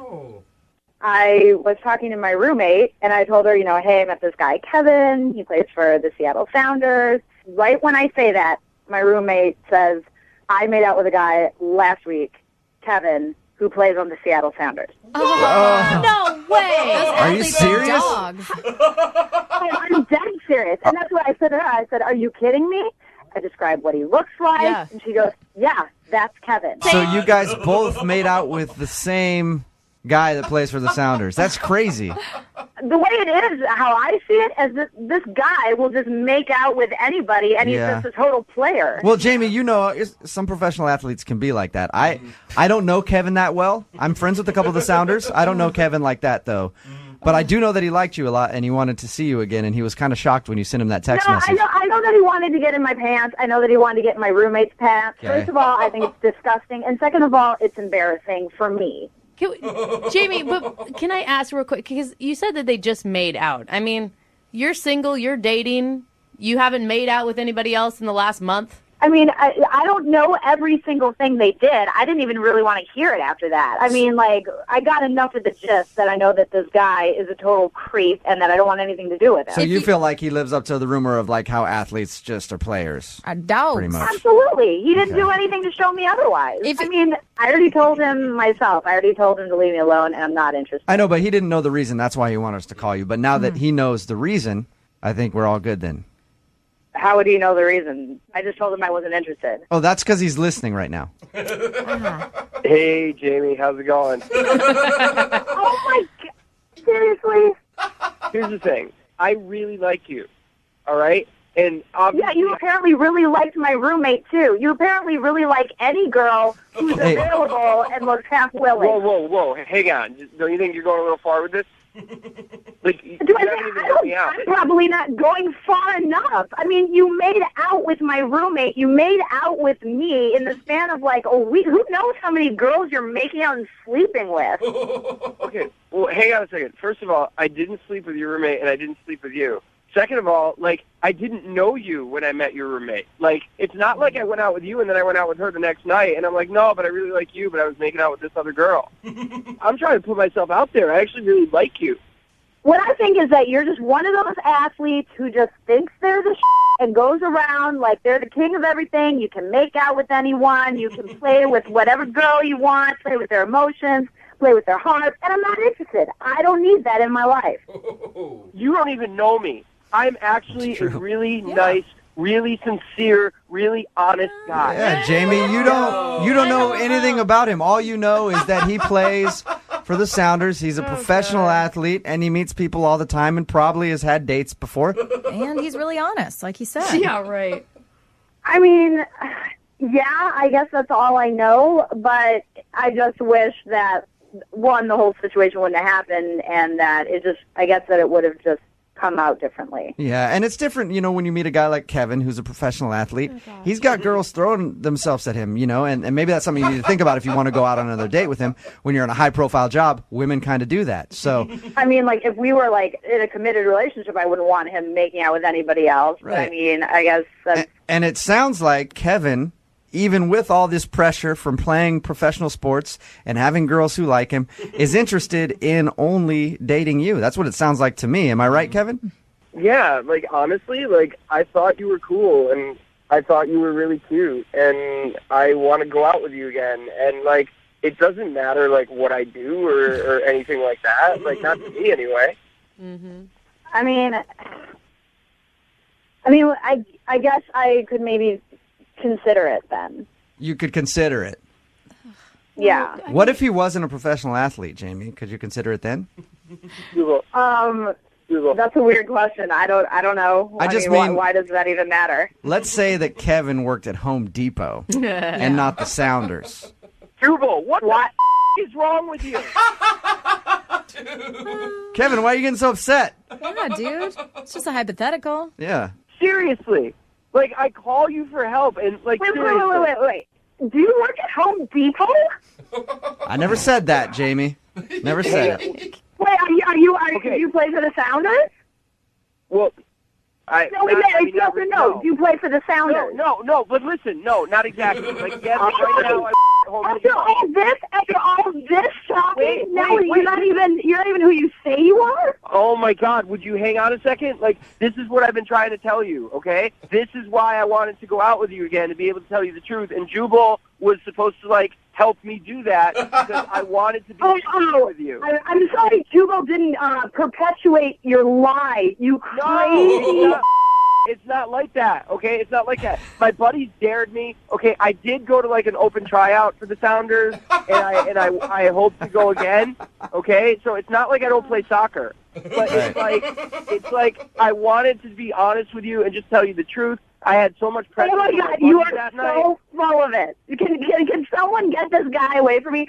Not interested. Not interested. Not interested in dating the Home Depot liars. That's a good nickname. I think you're reading into things. I just threw out a hypothetical, said, what if he works for Home Depot? That's all. That's all I said. I'm sorry. So people who work at Home Depot are what? Probably classier than you. Amen. What do you do for a living? What do you do for a living besides troll for professional athletes? You are a crazy, crazy person. Jamie, would you like a second date with Kevin? He'd love to see you again. I will pay for your second date. We'll send you to a Sounders match. Yeah. Are you kidding me? I'm seriously asking, would you like to go out with Kevin again? I know he would love to see And you. I'm seriously telling you, no way in hell. All right. You were all good until you found out that I wasn't a pro athlete. Kevin, So you know what? I don't think so, Kevin. no. She sounded pretty upset the whole time. Whatever. No, you know what? Seriously, you guys, like, I tried to be honest, and, like, why do you think guys lie? Like, why do you think guys lie? Because they get this, right? No, dude, she never try had to be open, and you try to be honest, and you get this. Listen. Because You never really, tried to be honest. Yeah. What does Jamie want? Kevin, I know you're fired Jamie up. wants to fall over with her legs in the air for a pro athlete. Kevin, I know you're fired up because you didn't get your second date. And I also know that I need to let you go and get off the phone. I want you to use that passion on the field today. Get to practice. All right, buddy? Yeah, all right. Go yourself, Jubal. Brooke and Jubal in the morning.